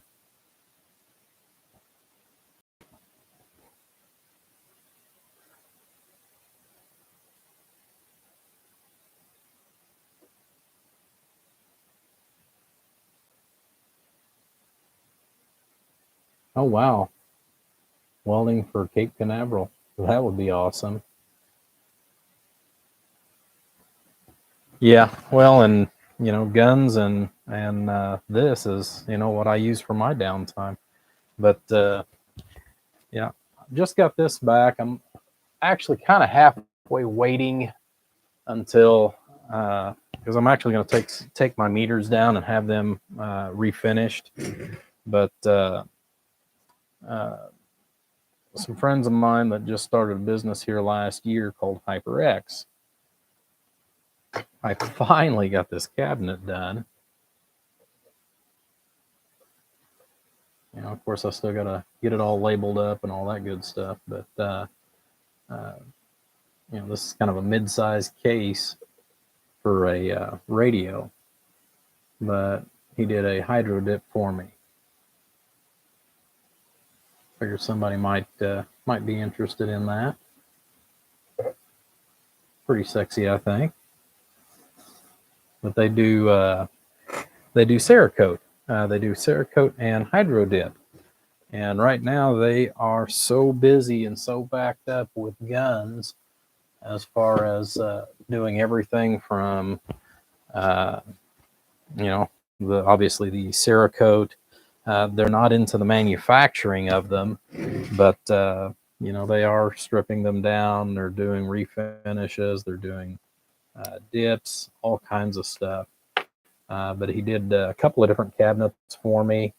There again, they were looking at getting into, multiple different things because they weren't sure how much business they were going to get from the firearms, especially considering where we're at and all that.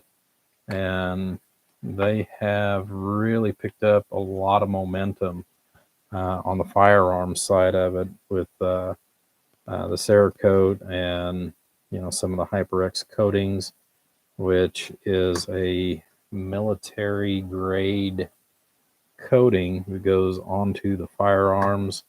I know one of the purposes originally that it was used for was for like the helps preserve the metal, makes it twice as slick as what it originally was, and it basically it impregnates into the steel. I thought that was kind of an interesting thing. They've got a HyperX gun oil, which if anybody would be interested in, I can tell you it is pretty good. It is a synthetic oil. It's much different than any synthetic that I've ever used. Matter of fact, I've still got a partial bottle out here. It depends on if I'm in the house or in the shop. I'm always doing something, but it looks like bubble gum. It's HyperX. That's also a really interesting product. You do have to shake it as far as that goes because it does kind of halfway separate because of one of the divs that they use in order to go ahead and actually split that out, help thin it down essentially because it's so thick. But yeah, that stuff actually works pretty good. The only thing is once you put it on, you use a lot more than what you really need to because it goes on so thick. But even on the inside of the bottle, you can see the coating itself. And now I've used multiple different varieties of gun oil. And even though you put quite a bit on there, you'll have to take a Q-tip and clean. I mean, I've used that graphene. I've used. I think I'm like everybody else. I've used just about every different variation, of gun oil of some form. And like I said, I do go through a lot more of their oil just because it's so damn thick, and you wind up wiping so much of it off. Once you get through actually doing the application, I'm probably doing something wrong, but it just has to do with how thick it is. But they've actually got a process that uses the same stuff that's in the oil that actually bonds it deep into the metal itself. So, but I said it's pretty cool stuff.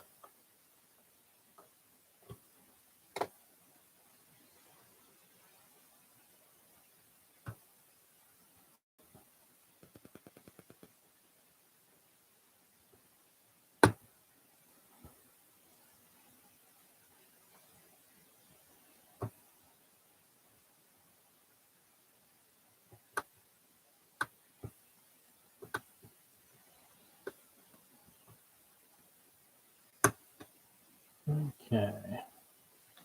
I'm not going to worry about too much of that glue the rest of the night. I want to try to get a few more of the capacitors replaced in this.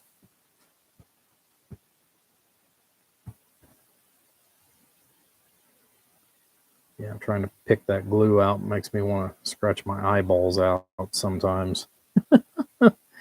It is what it is.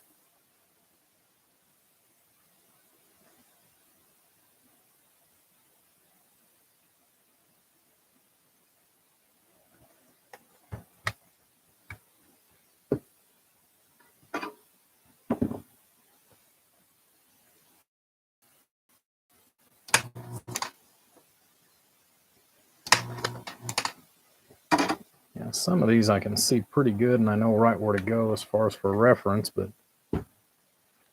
some of them are a little more difficult without holding up to the light.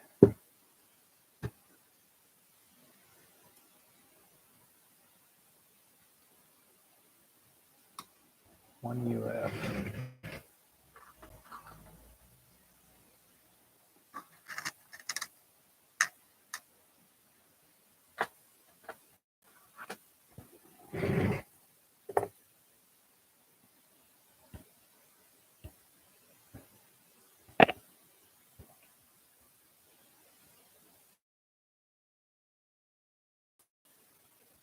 Yeah, the little tantalums, they rarely go bad unless they're like a 6-volt tantalum.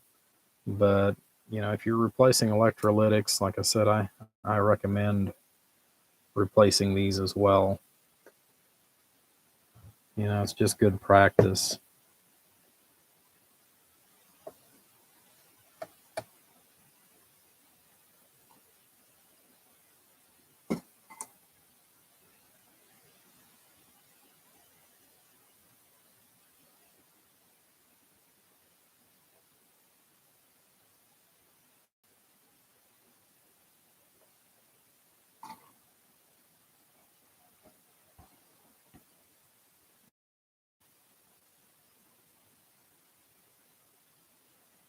Let's see, interesting. All right, Gary, you take care, buddy. We'll catch you on the next feed.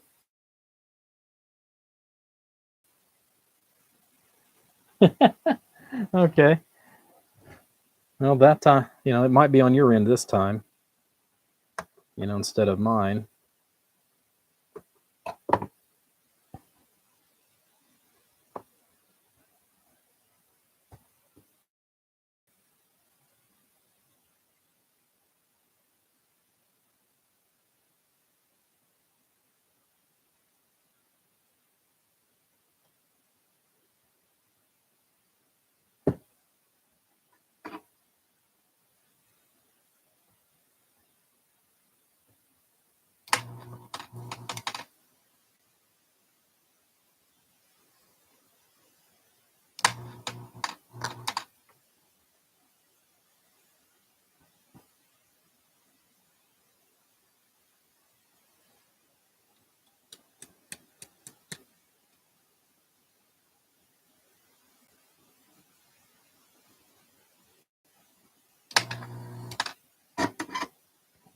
There we go, before that closes up on me. But yeah, Gary, have a good evening, buddy. We'll catch you. We'll catch you again.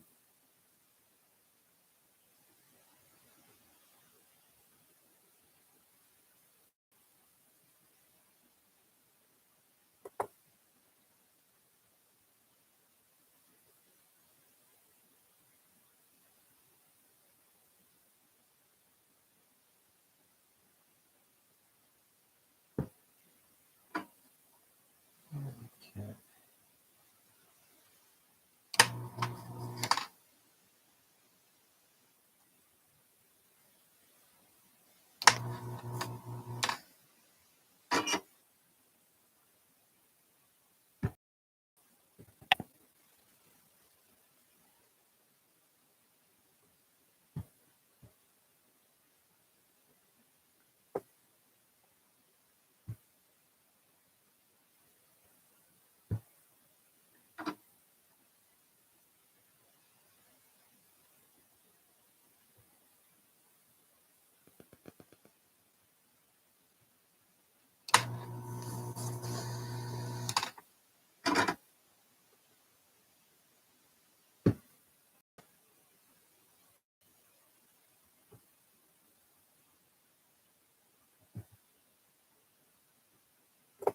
It does not want to give it up.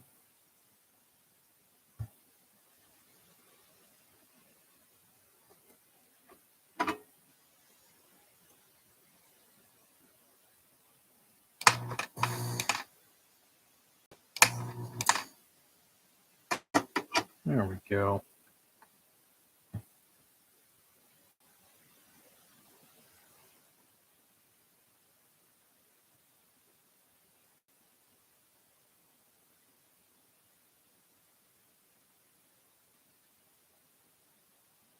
It's pretty faded.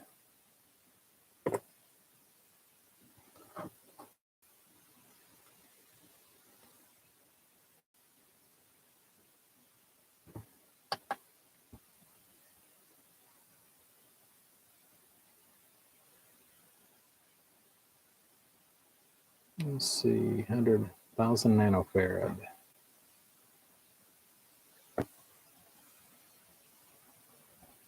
Let's see, 1,000 nanofarad should be a point. Is it a 0.01?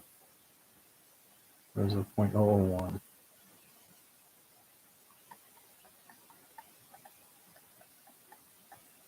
One nanofarad. 0.1.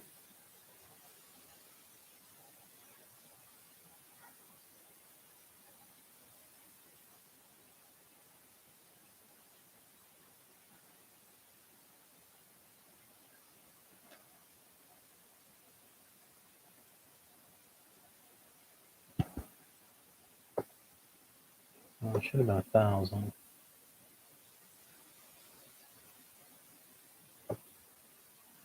Right.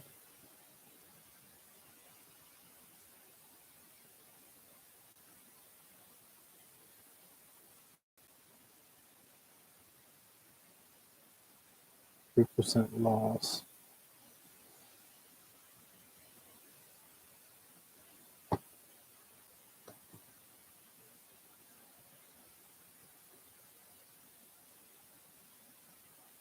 Okay. No, so that's going to be 1 UF. 1,000 nanofarad.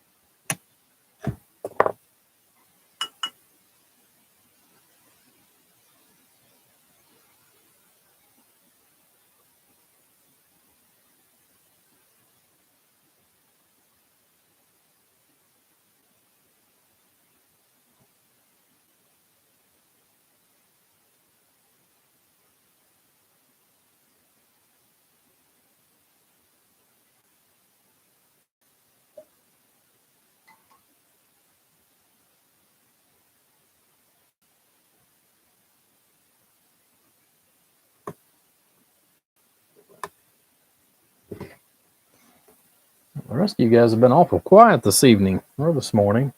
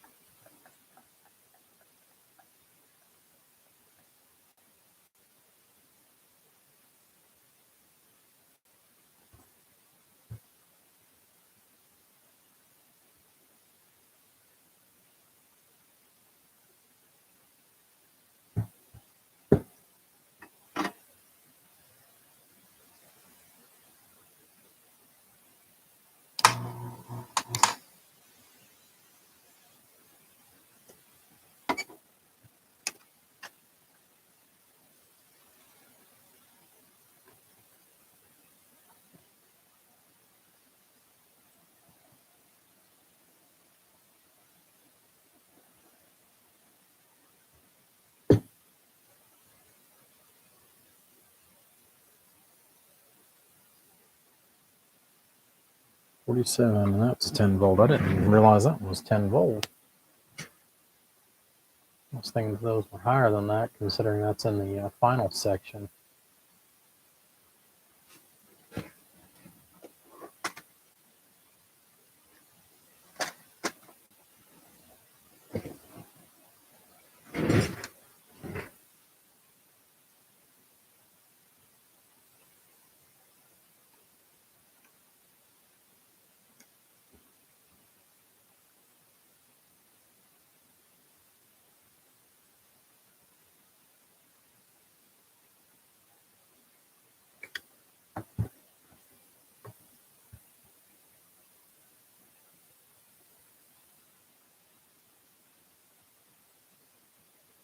And I'll worry about the other one here in a second.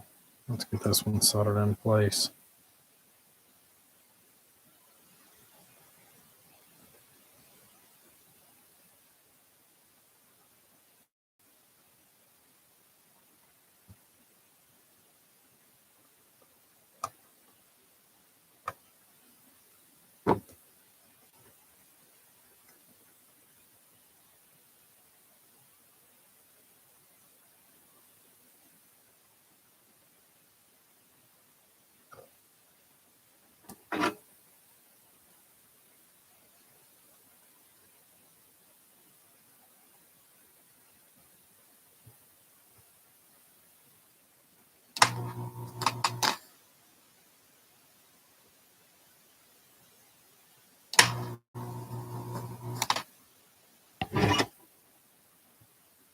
I think that's right.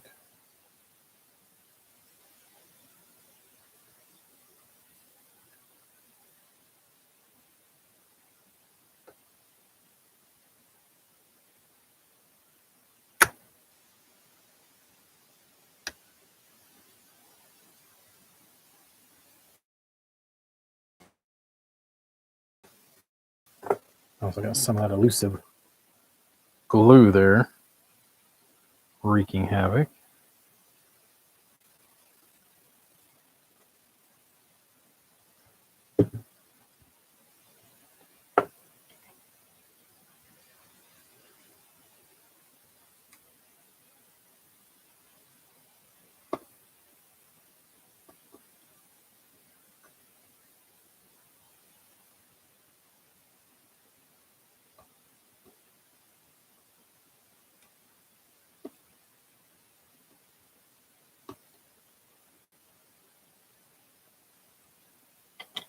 It's going to be easier if I remove that transistor first.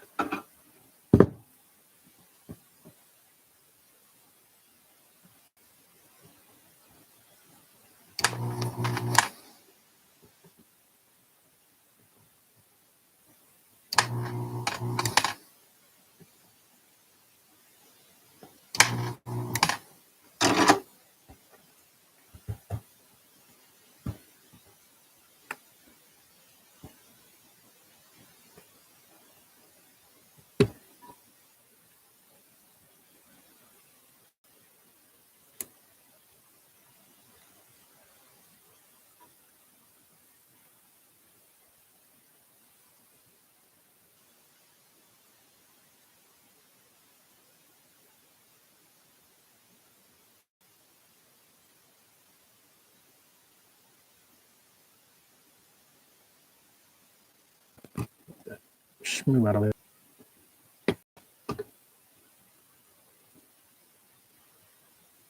I understand they don't want things to move, but gee golly, they could have found a better version of that stuff.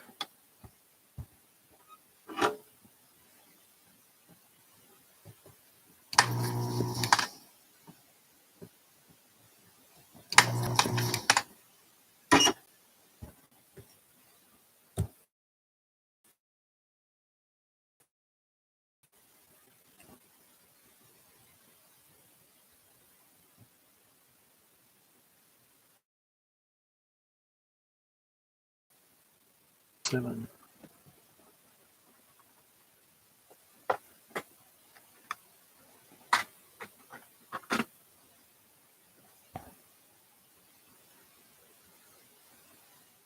There we go.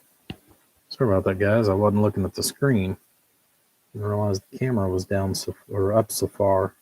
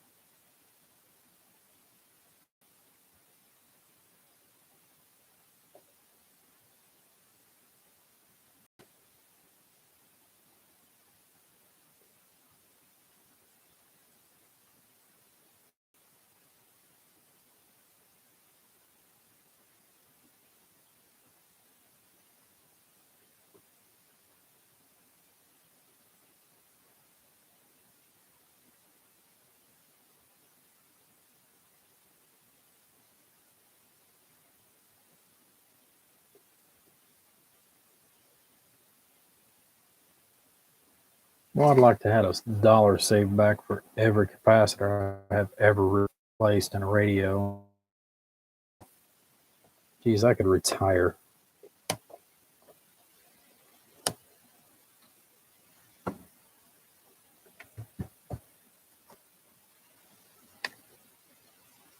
Because it is a lot of radios and a lot of capacitors. About the sticky glue shmoo a little later here.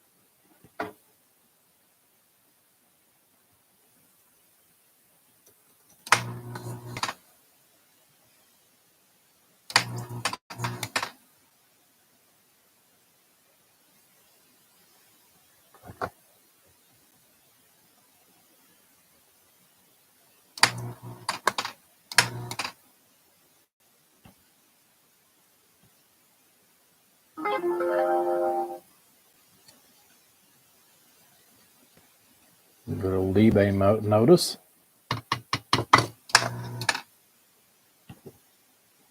Never fails if you look at something and put it on your watch list. They send you a million notifications. Oh, you need this. No, I really don't.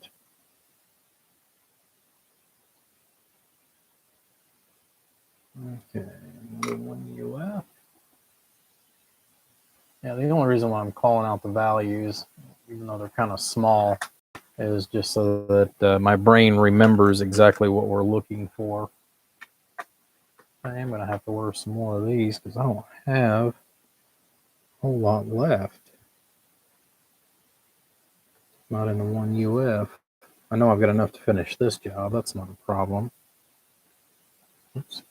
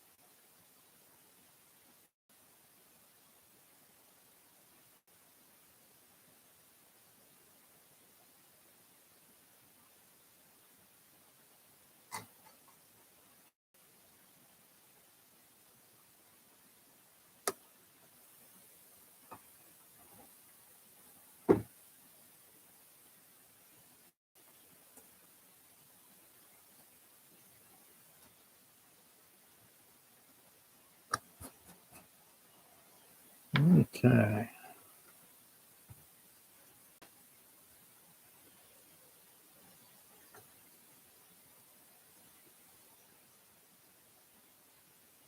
Up there.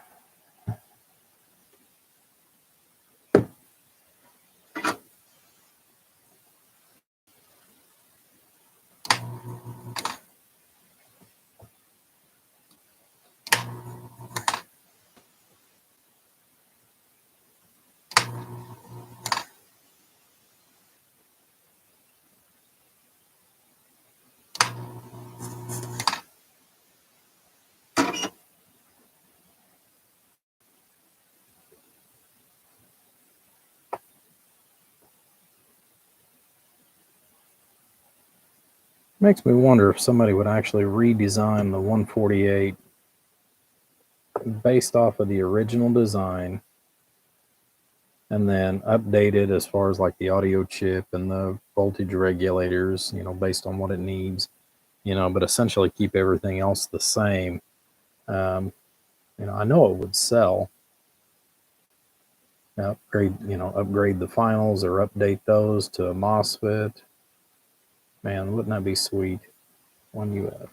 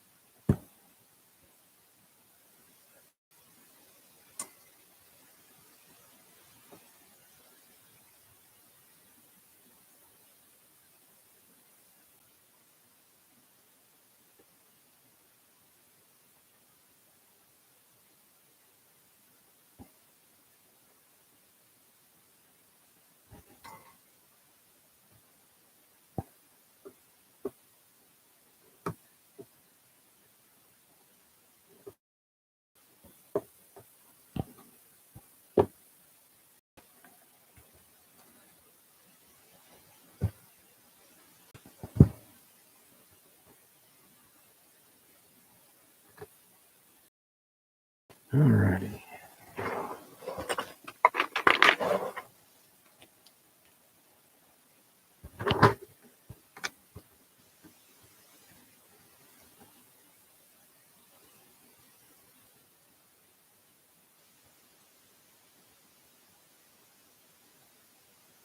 Okay, so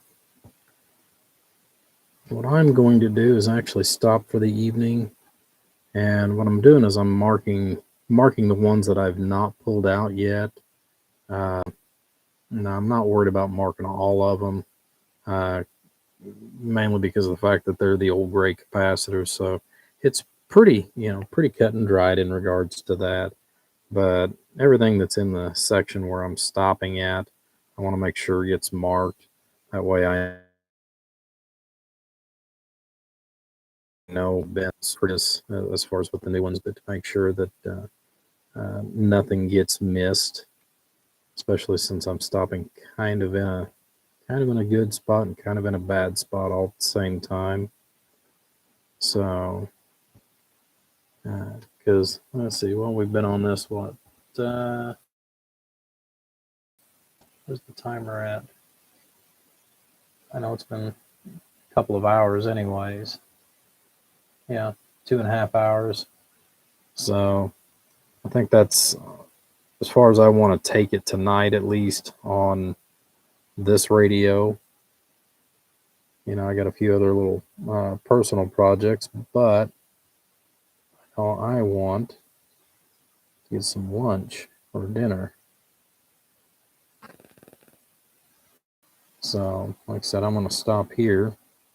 Went ahead and marked a couple of them over here too, as far as in the audio section, since I only went up to the voltage regulator. So, granted, again, since it has all the original capacitors, the old gray ones that they've used for eons, just being able to mark a few of them tells me, as far as what sector needs to go back and be replaced yet. So, but I mean, I've got all the electrolytics up in here, all the tantalums. So this section here is all in really good shape. Plus, I've got to go back through. I'm going to have to probably pull a couple of these cans, um, these crystals, unless I'm able to pop that glue loose and it's not dripped all the way down to the actual legs. But I need to make sure that there's none of that schmoo that's anywhere in that, since that is part of the receive section. So, like I said, we still got to get that out. We got to get it off of here, out of this area, over there by that capacitor. I mean, there's.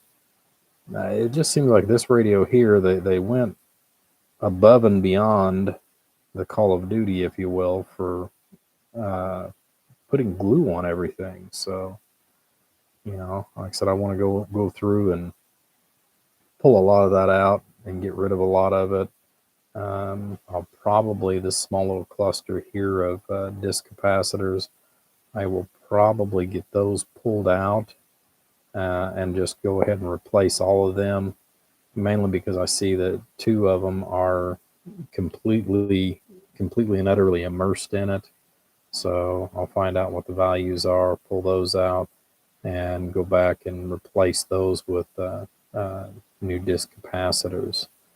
So I also see a factory jumper that never got seated all the way down into the board. It's actually up probably, I want to say it's probably up almost 4 millimeters.